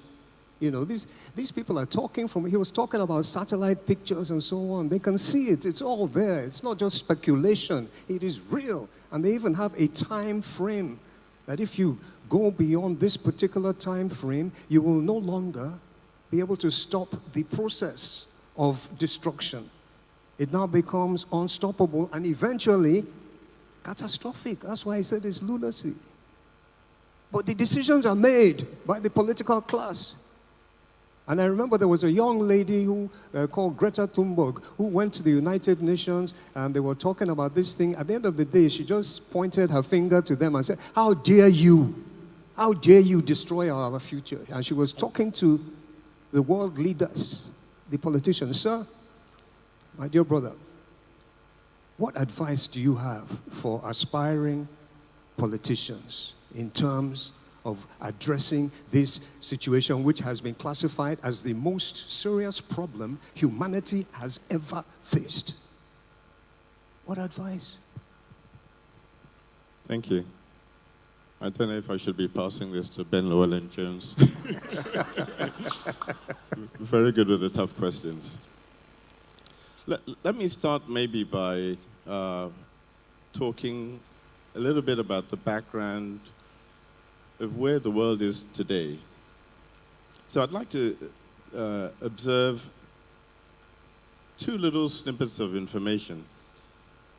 The first is that there's a generation now of job seekers globally that consider not just their working space, not just their working environment, but the company's CSR initiatives, the company's attitude towards the environment in looking at where to work. You see, globally, the information on how much company A pays a salary and B pays a salary is easily well known. In fact, for some companies, you can Google it and the information is available. So young graduates are looking more at the deeper issues. What is the company's view on sustainable production? How are they looking at putting back, giving back to society? And more companies are starting to recognize this as they develop policies for attracting the best quality graduates. The second snippet of information I'd like to pass across, and here I'll put on my cap as an accountant. You see, accountants have for years reported on profit and losses of companies. How well the company does is measured by how much dividends is available to the shareholders, what is the growth in the share price over the years. But we see a new trend developing in the profession where sustainability is now being measured, where companies' contribution in terms of sustainable production is now coming to the front burner. So in the future, and when I say future, I'm talking about 5-10 years away only, companies will be measured not just by their profits, not just by the growth in the share price, but also on how sustainable their production is. And it's very real. It started already. I'm part of a company that does some rubber business. And my customers in Italy insisted that I fill out a document on corporate social responsibility that was about 70 pages long. They want to know that their suppliers are meeting global best practice, because their customers are asking them that question. And it feeds right down the chain. So I take off that questionnaire and I go to my villager supplying rubber locally, and I pass it on to him. Here you go, 70 pages, you fill that in. But on a more serious note, the leaders of tomorrow, what do they do? So the first 2 points I raised look at the world we are growing into and what becomes important. And also the fact that the younger generation are placing a new emphasis on the environment and on sustainability. And then the solution for providing leadership comes about through these young people causing more and more these issues to be placed on the front burner. So just as they have done with employers and corporate organizations, they do serve, just as Greta Thunberg has done, to put issues of the environment and issues of sustainability on the front burner. By doing that, politicians, political parties must have a sustainability portion of their manifesto and will seek more and more to get votes based on their agenda as they go forward. It's still early days for Nigeria in that respect, but I see over the last few years especially, the young people having a louder and louder voice on where the country goes. And that can only be a good thing. They are our future. Thank you. That's fantastic. A good round of applause. Yeah. And I think the addition to that would be, don't sell your vote. So we're going to throw it to the audience now. We're running out of time, the unstoppable clock. And please, we would love to get any questions that you might have to the distinguished panel members. If you have anything that you want to hear a little bit more about, a little bit more elaboration, do raise your hand, and I'm sure somebody will come to you with a microphone soon. Hopefully, we will get one of our people to bring that microphone to you, sir. If you have a question, please raise your hand if you have any more questions. Okay, right. There's a gentleman right there, sitting there, who needs a mic. So let's get the mic to him. Introduce yourself and fire away with the question. Well, the DG himself will carry the microphone.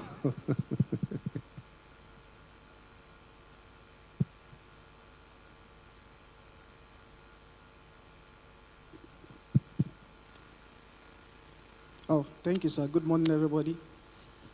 My name is Dr. Adeomi Adeyemi. I'm an environmental researcher, but I work in the public service. I may have to bore you with some statistics.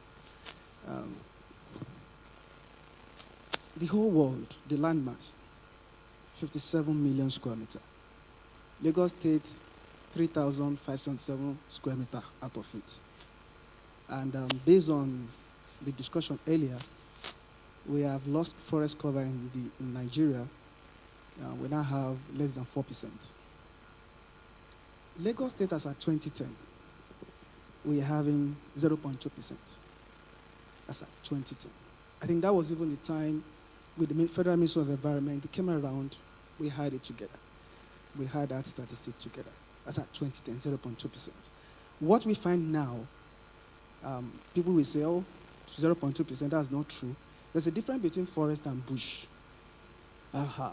So, forest is where we have domination of trees. So what we have around, now is there are bushes. Yeah. Now, how can we restore what we have lost? Okay. So that's unfortunately, he said there are some funds. But to assess the funds, how do we assess it? Okay. With RED, they say there are the conditions are stringent. Lagos State is looking at, okay, let's try and establish micro forests in schools. And we say Lagos is not qualified for RED. Yes. Now, why can't we give States like Lagos, a special consideration. Why? 81 migrants come into this state, everyone are, and they will not leave. The only thing that regulates Lagos population is death. Anybody that comes here will never leave. And 25 years ago, when you count the number of people that have come into the state, over 17 million. Over 17 million migrants coming, they give birth to meet those people here that also give birth. And as a doctor, I'm sure you're very aware of all that. So because of time, my dear brother, in fact, I wish we'd had you on the panel. So the main question is, how can we restore? That's your question, yes? How can you help Lagos? That's your question? Yeah. Okay, fantastic. Thank you very, very much. And we'd definitely like to speak with you a bit more later. Thank you. Great question. And any other questions? Raise your hand in the house if you have a question. He's close to the man at the back, so he'll take that one, and it's definitely coming back to you, madam. Yes, question, please. Keep it short. We're running out of time. 1 minute. Hello, hello. Let somebody activate the microphone for him, if you would.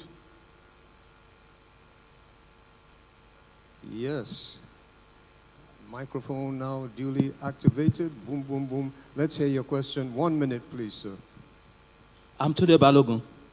I view my comment in the field of consultancy in perspective to depletion of the zone layer, climate change.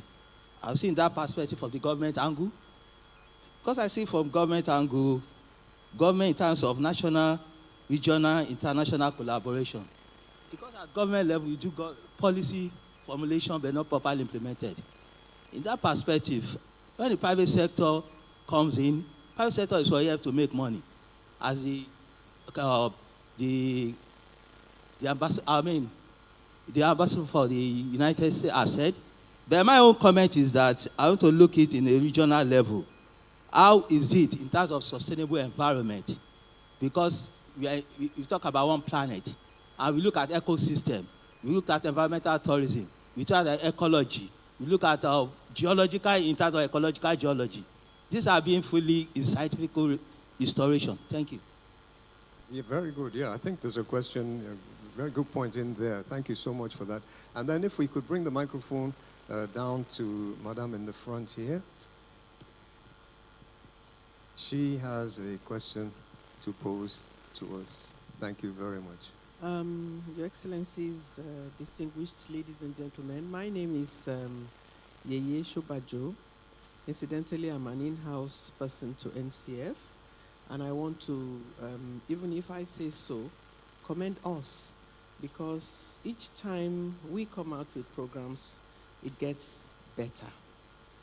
The leadership of NCF, our chairman and our president, our chairman in council, the DG, my cousin Maja Kudumi, and those of us who are in the staff area of management, I think we deserve a big round of applause for those of the things that we do.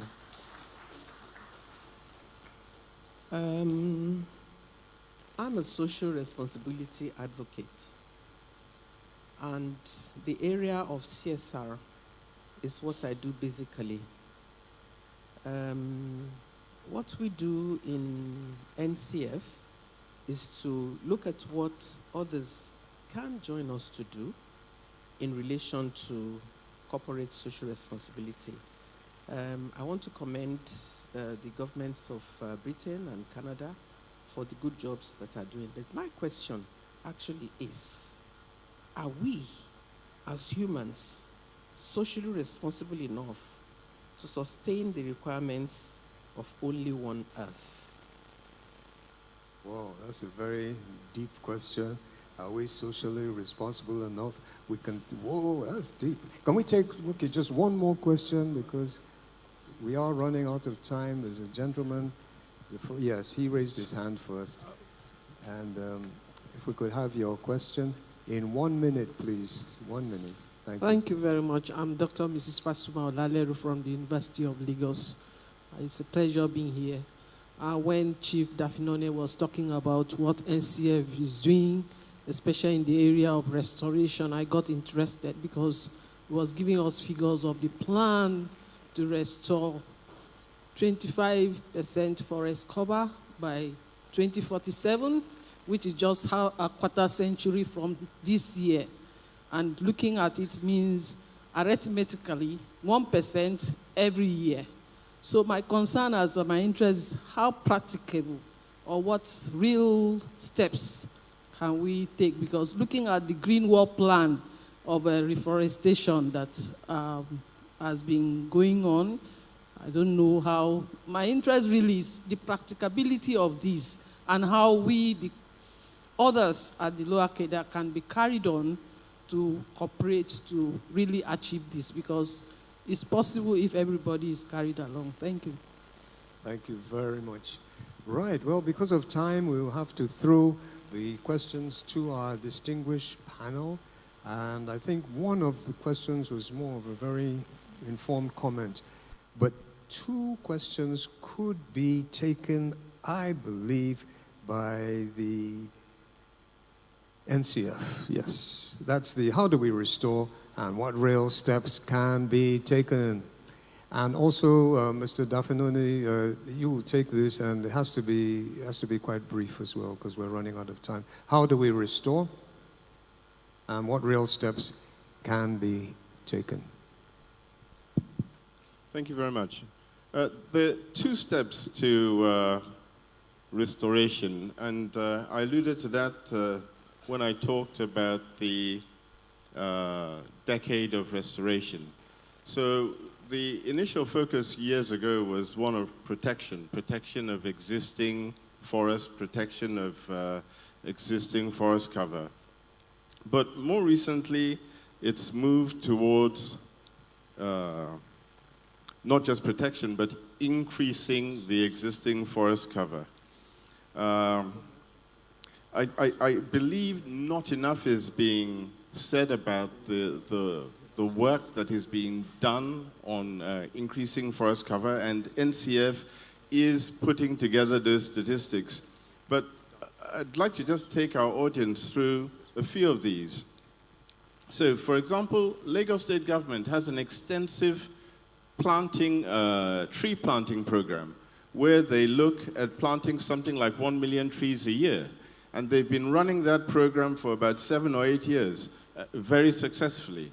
I know that in Kaduna State also, the governor there has a tree planting program.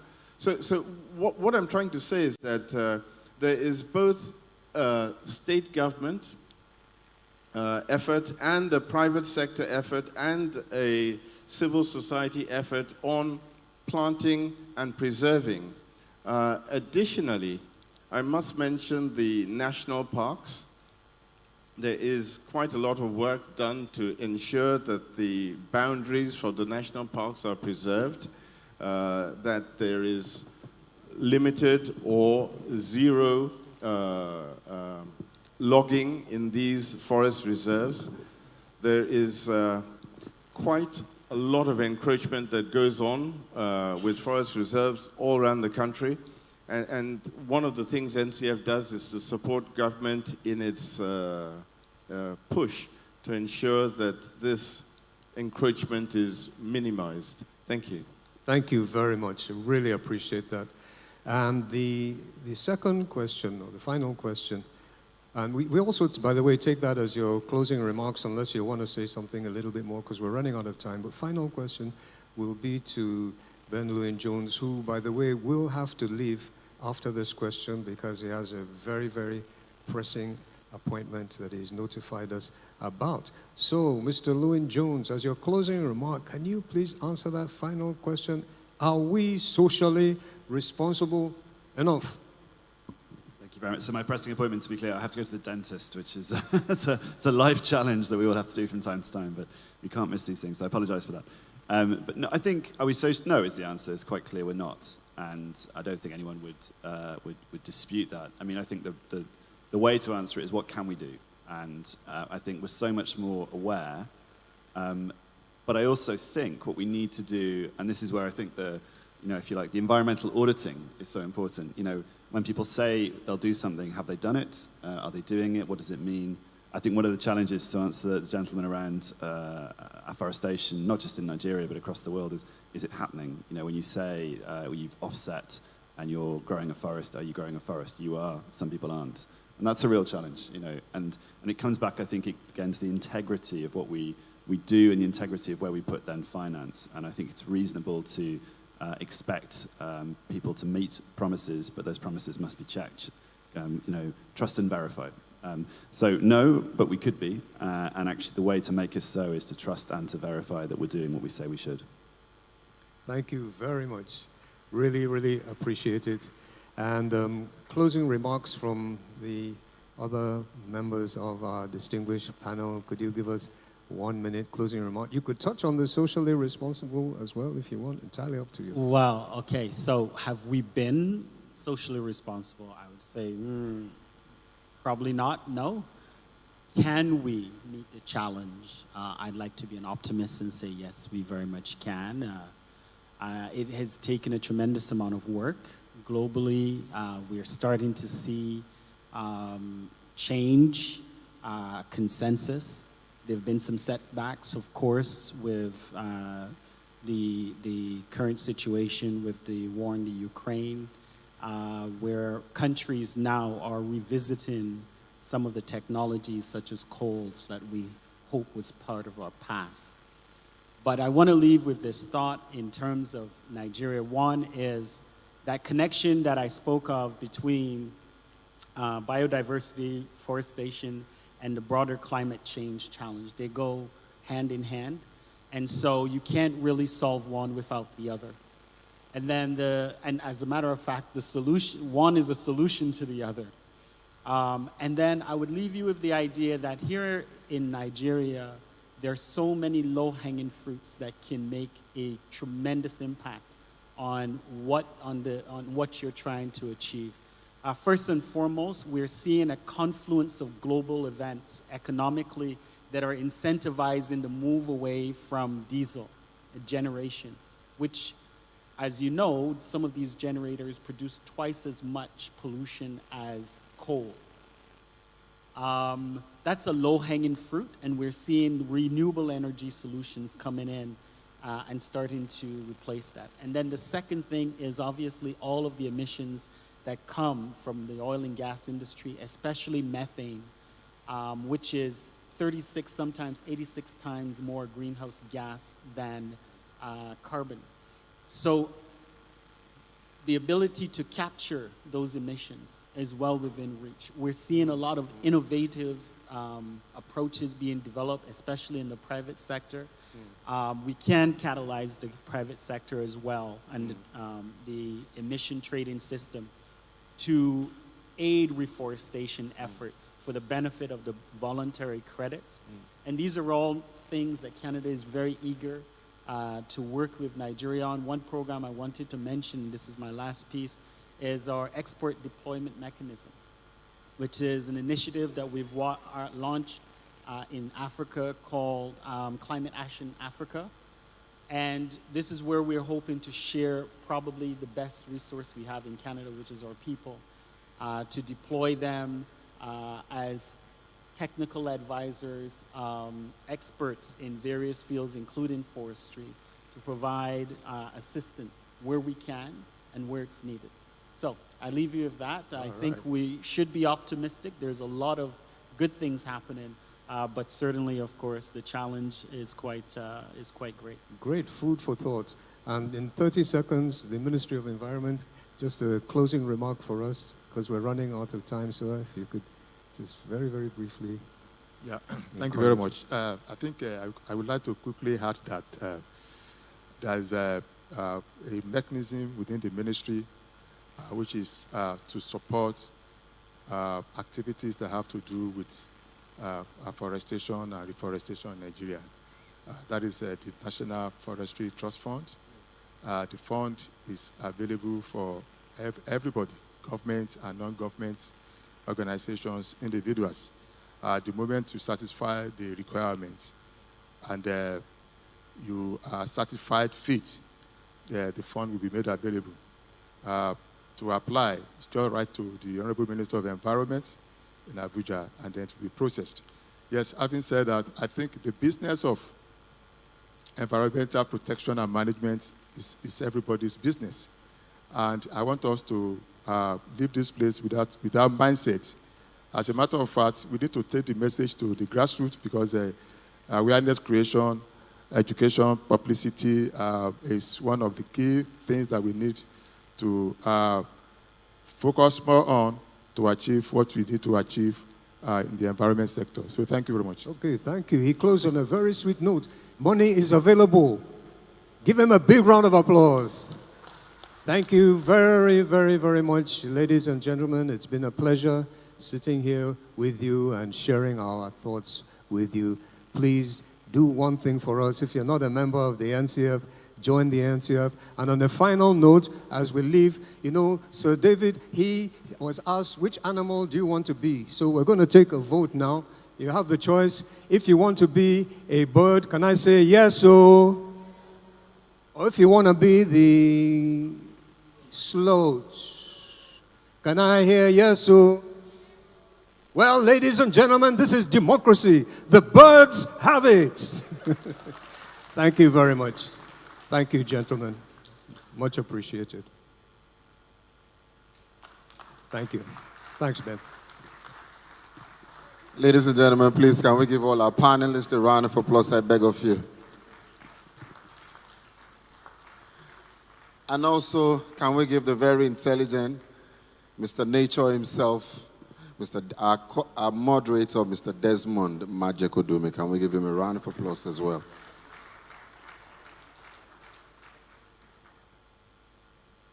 The environment is no one's property to destroy. It is everyone's responsibility to protect. Ladies and gentlemen, can we give NCF a round of applause, I beg of you, for this wonderful lecture. Interestingly, this is the last public assignment as the Minister of State for Environment by the current minister. She's been moved to the Niger Delta Ministry, and I'm proud to say I'm from the Niger Delta. I'm from Rivers State, so we welcome her wholeheartedly. Our region will prosper. As she has brought about success as the Minister of State for Environment, definitely the Niger Delta Ministry will enjoy prosperity. Please, can we give her a round of applause and also applaud the representatives seated here as well. Thank you so much. Earlier on, we thank all the panelists for educating us, giving us great insight, knowledge, information. We really, really appreciate you. Can we give them another round of applause, please? And also, I was trying to make a lighter note out of the bushmeat issue. Please do not take it to heart. It is a lighter note, actually. Yes, it is a lighter note, actually. Thank you so much for understanding. Ladies and gentlemen, permit me to welcome into our midst a screen goddess, one of the icons of our entertainment industry, movie, to be precise. Please welcome with me NCF Campaign Ambassador Yvonne Jagade. She's seated here. Can we give her a round of applause?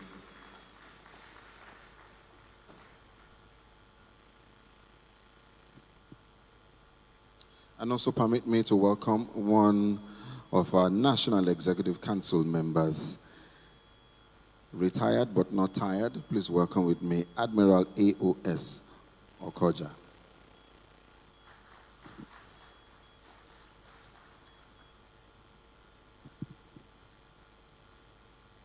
Your Excellencies, distinguished ladies and gentlemen, we'll be going to the presentation of grantee to two people. But before we do that, allow me to invite the representative of the Managing Director of Chevron Nigeria Limited. He will be speaking to us for the next few minutes, and then we'll go into the awards proper to our grantees. Please welcome with me, is ably represented here by the very intelligent, cerebral gentleman, the Manager Gas Strategy and Asset Management, Chevron Nigeria Limited, Mr. Debowale Lukombi.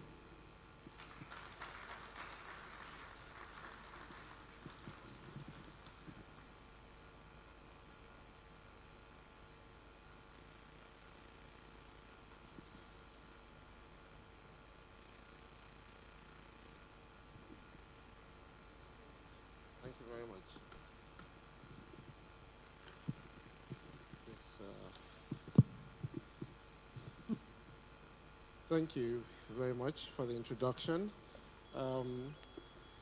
I would, to the chairman of the National Executive Council, Chief Dafinone, the president of the NCF, the ambassadors present, the Deputy High Commissioner for Canada, and the Deputy High Commissioner for the United Kingdom, who I believe has left. Members of the council, special guests, ladies and gentlemen, and I'll stand on existing protocol to continue this. Permit me to do that. First, I would like to extend apologies from the Managing Director of Chevron Nigeria Limited and also the General Manager for Policy, Government and Public Affairs. There's a big oil and gas conference going on in Abuja, and so responsibilities had to be split. But we are really delighted as our company, our organization, to witness this event today. We have for 20 years partnered with the Nigerian Conservation Foundation in their activities, and this one is one of the key activities during the year which we are very proud to support. It is really worthy to note and very commendable that the NCF has, even several years after 40 years now, after Chief SLEDU founded the foundation, it is very commendable to the chairman of the board, the members, the president, the members of council for the work they have done and the work they continue to do. Like was said earlier, this didn't just come and fritter away. It has sustained, it has grown, and it is still growing. So, ladies and gentlemen, I think the president, the members of council, and the staff of the Nigerian Conservation Foundation deserve a good round of applause for the work they have done.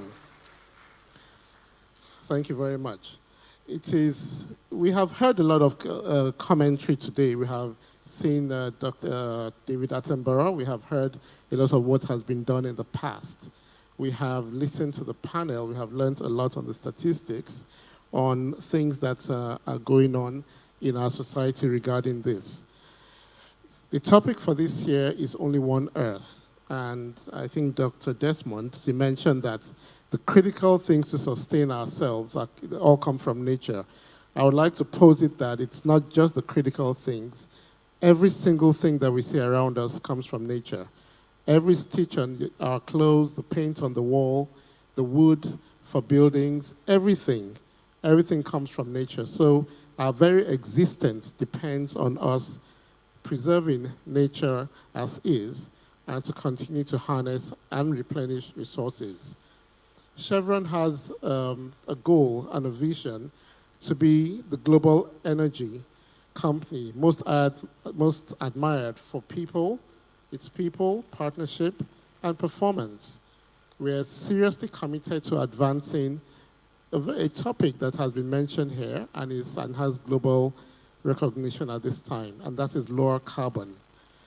A lower carbon future, one that meets the global needs of all people through affordable and reliable and cleaner energy towards achieving a more prosperous and sustainable world, is a big goal for Chevron. We have, from the onset, and maybe this is information for some people, the Lekki Conservation Center at the time was built and put together by Chevron Nigeria and donated to the NCF, who, like we have said, have done a fantastic job in just carrying on with that center and expanding to other activities nationwide and even globally. We as a company continue, and we're very proud of supporting the efforts. We continue to support the efforts, and we're now even starting a new understanding on continuous signing an MOU on continuous support for the laudable efforts being done here.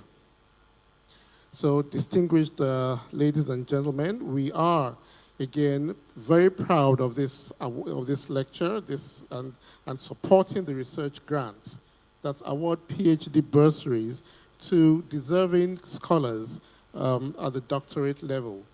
The NCF works this, puts this together, and we are indeed proud to continue to support it, amongst other things like the Work for Nature that we do support the NCF on. So as we commend the giant strides done by the NCF, just for some data, there have been about 32 PhD students who have received these grants that we're about to see two very distinguished scholars also receive. So very commendable, continuous and sustainable efforts by the NCF management again to continue to promote research and development in this space of nature conservation. So again, another round of applause to the executives and the staff of the Conservation Foundation.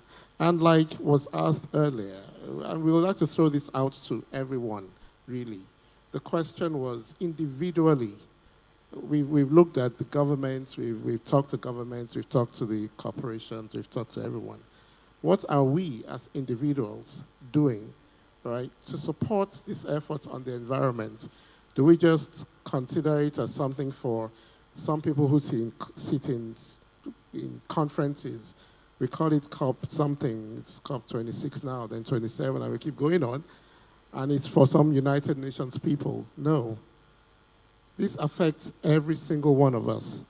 Our behaviors are very critical, individual behaviors, and how those extend to the people around us.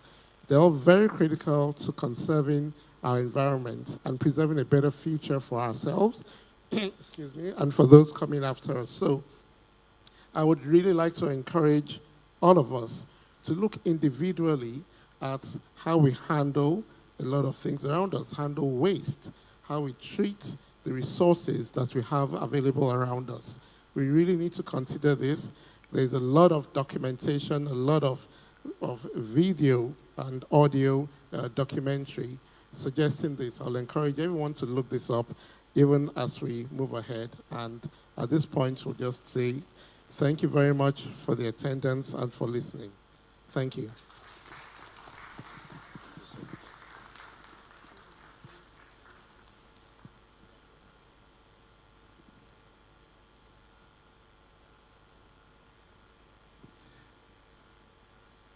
Ladies and gentlemen, please a round of applause for the very intelligent representative of the managing director of Chevron, Mr. Adebowale Lukombi. All right, so we should hold him. Can I hold him for a sec? Okay, I'm going to hold him for a sec. Manager, Gas Strategy and Asset Management. Yeah, I hear gas. I hear strategy. So, ladies and gentlemen, we've come to the point where we will be celebrating and granting the two distinguished scholars. Permit me to invite to the stage to join us here the chairman of the National Executive Council of NCF, the very distinguished gentleman, a national treasure and icon. Please welcome with me Chief Ede Dafinone.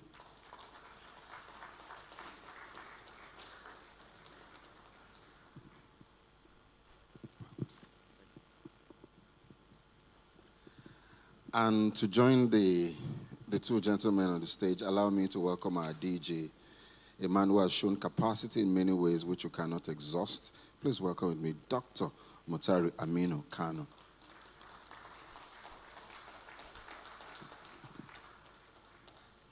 To our first recipient, a PhD student of the University of Jos, researching on the topic implications of climate and anthropogenic land use change on bird species composition and distribution in Nigeria. She studied zoology for a undergraduate degree and master's in conservative biology at AP Leventis Ornithological Research Institute, both at the University of Jos, Nigeria. She's currently a research associate at AP Leventis Ornithological Research Institute, Department of Zoology, University of Jos. She works as a project assistant on the Nigerian Bird Atlas Project and Aplori-managed Citizen Science Project, which seeks to update information about the distribution and natural history of birds and consequently promote environmental biodiversity, conservation awareness in Nigeria.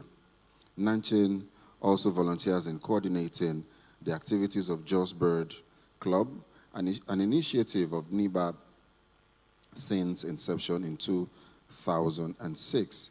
Ladies and gentlemen, if your hands are not too busy, please welcome with me Kaze Nanchin Winfred.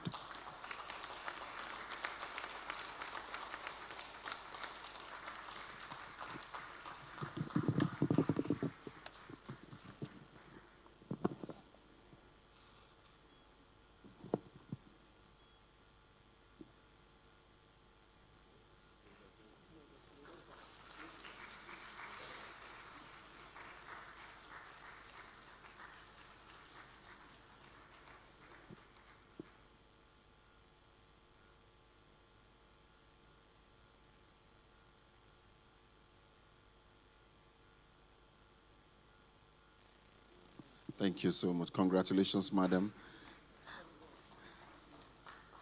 And to our next grantee, another PhD student of the University of Port Harcourt, my home state, Nigeria, that I'm proud of, researching on the topic assessment of land cover change and its impact on carbon stocks and plant diversity in FINIMA. Her special interest in forest ecology, conservation, geographical information system, and remote sensing portrays her as a determined environmentalist. She has a BSc in Forestry and Wildlife Technology from the University of Technology, Owerri, Imo State in 2014, and Masters in Forestry Biology and Silviculture from the University of Ibadan in 2018. She is a life member of Forestry Association of Nigeria and a member of African Forest, Ecological Society of Nigeria, International Society of Tropical Forest, International University Network on Culture and Biodiversity, Global Youth Biodiversity Network, amongst others. Ladies and gentlemen, if your hands are not too busy, please welcome with me Ubekwe Rosemary Egodi.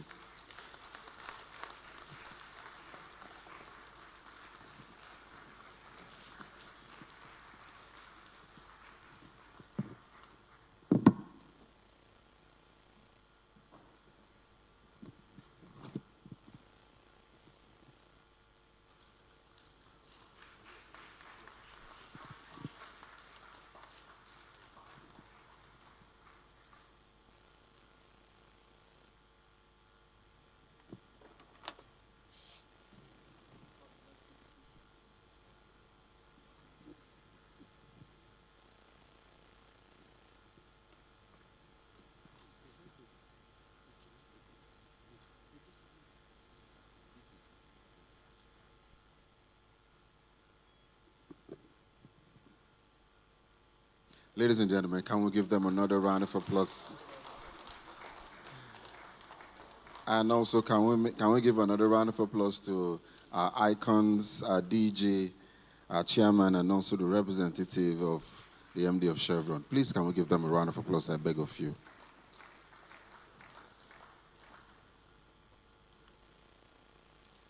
Now we'll move to the next item, which is the presentation and also unveiling of the e-book of the past of the Chief SLEDU Memorial Lecture. All the lectures are being put together in one book. The last 19 years, and now today's own will definitely be added. Please, I'd like to direct your attention to the screen. If my engineers are ready, can we have the feed? Over the last 2 decades, the Nigerian Conservation Foundation, NCF, has consistently hosted the Chief SLEDU Memorial Lecture in honor of the founder of the Nigerian Conservation Foundation and the godfather of conservation movement in Nigeria, the late Chief Shafi Lawal Edu.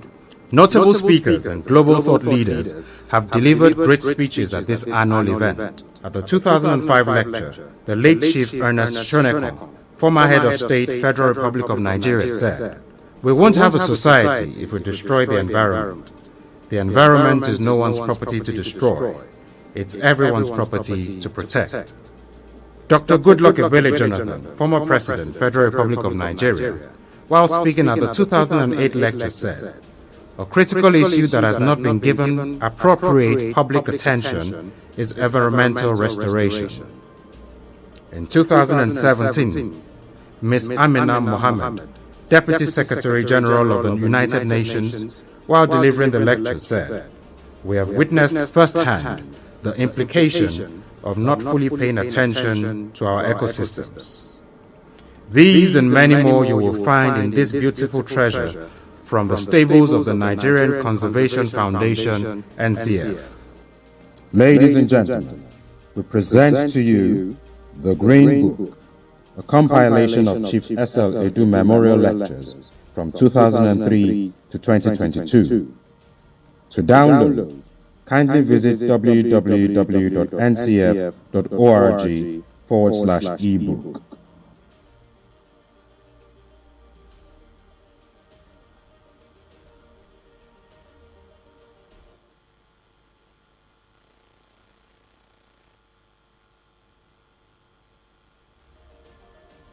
Hello. Ladies and gentlemen, once again, can we give NCF a round of applause? So the book can be downloaded from all our social media platforms. All you need to do is just at NCF Nigeria, all social media platforms. Thank you so much. At this point, we're gradually coming to a close. We know you're busy people and you took our time to be here out of your busy schedule. We really appreciate you a great deal, but please, you need to give yourselves a round of applause, please. May I also ask you to also give a round of applause to those who joined virtually?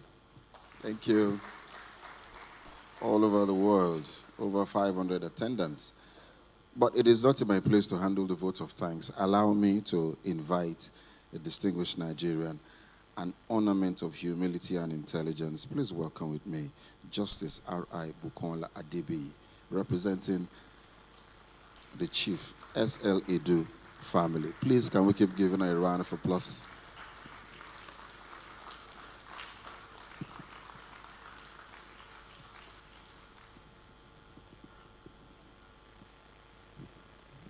Thank you very much. I'll stand on existing protocol because otherwise it will mean I'll be duplicating the vote of thanks because I'll be mentioning all the names. So good afternoon, everyone. Wow, what a feat. 20th anniversary lecture.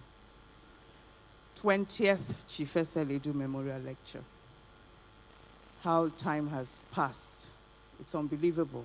Year on year, and we're here at the 20th edition.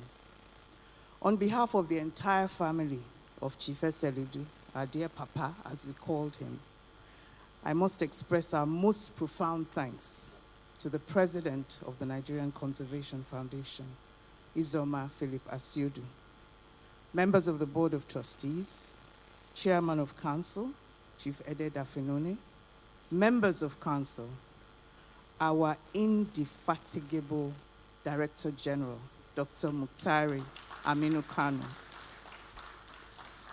members of management, and the entire staff of NCF, for keeping the flag which was hoisted 40 years ago flying high and bright. I must also appreciate our founding fathers, past members of blessed memory, who served in various capacities in NCF. The commitment of past and present members to immortalize the memory of our dear Papa, Chief SLEDU, was made in 2002 after he passed on the 8th of January, barely 5 hours after his 91st birthday. Since then, NCF has invited knowledgeable, seasoned, and passionate speakers to deliver the annual lectures on burning environmental issues. I will endeavor to mention a few. I remember the lecture by Professor Ukidi of the Institute of Development Studies, Nairobi, in 2003, when he spoke on environmental management, imperatives in Africa's sustainable development. Other awesome and notable speakers are Chief Dr. E.A.O. Shonekon of blessed memory, former Nigeria head of state. That was in 2005, and I believe we saw that earlier on the screen. Professor Imovebre on biodiversity in 2006.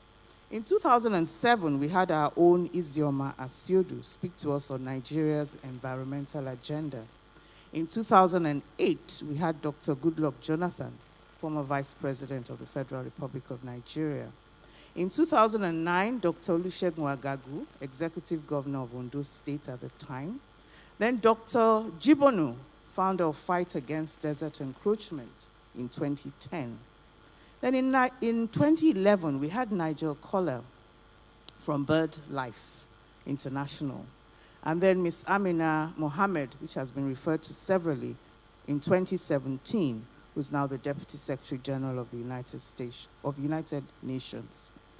And then we had the talk in 2019, the lecture on Faith and the Environment by Martin Palmer, Secretary General, Alliance of Religions and Conservation. And now, in 2022, on our 20th anniversary, the befitting conversation with Sir David Attenborough. What a hard act to follow. You will all agree with me that this series has not only been impactful, but inspiring and awesome. Our immense thanks goes to Sir David Attenborough for making time out to identify with NCF and for raising even higher the profile of this lecture series.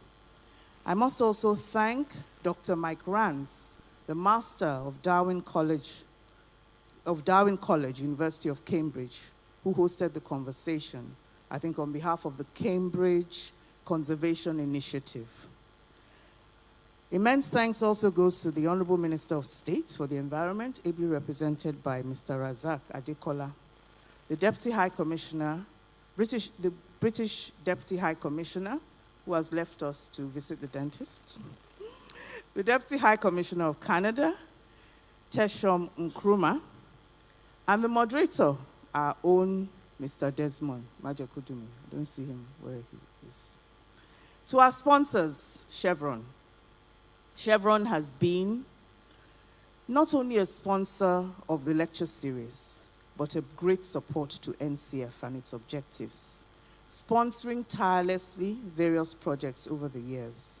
We greatly appreciate your support and all our other sponsors. To all NCF loyalists, supporters, those online, those who are here physically in person, family and friends, who have been with us from the inception of this lecture series, those recent new converts to conservation, thank you for your commitment, interest, and dedication to the cause of NCF.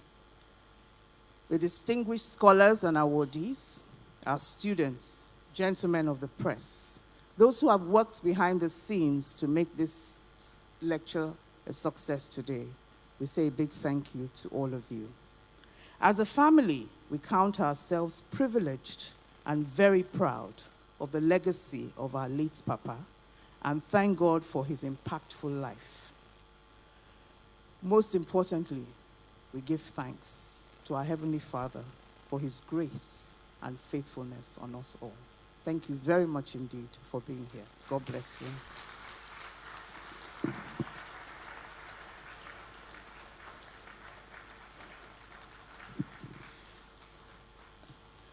Distinguished ladies and gentlemen, please may I crave your indulgence. Can we give the family a round of applause, I beg of you. We've come to a close and the conversation continues from here. If you need more information on what had happened here today, please reach out to our social media platforms and definitely you'll get those informations. May I crave your indulgence? Can we rise to formally close this event? The 20th Chief SLEDU Memorial Lecture. We will be taking the national anthem of our great nation.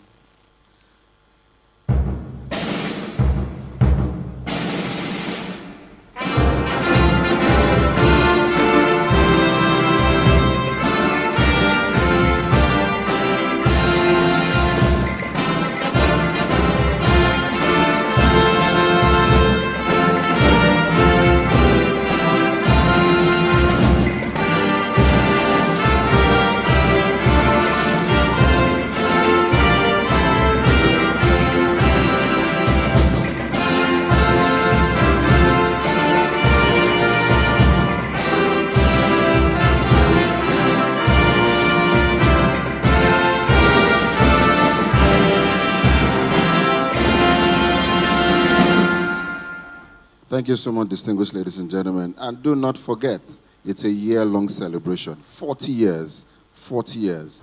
Thank you so much for coming. My name is George.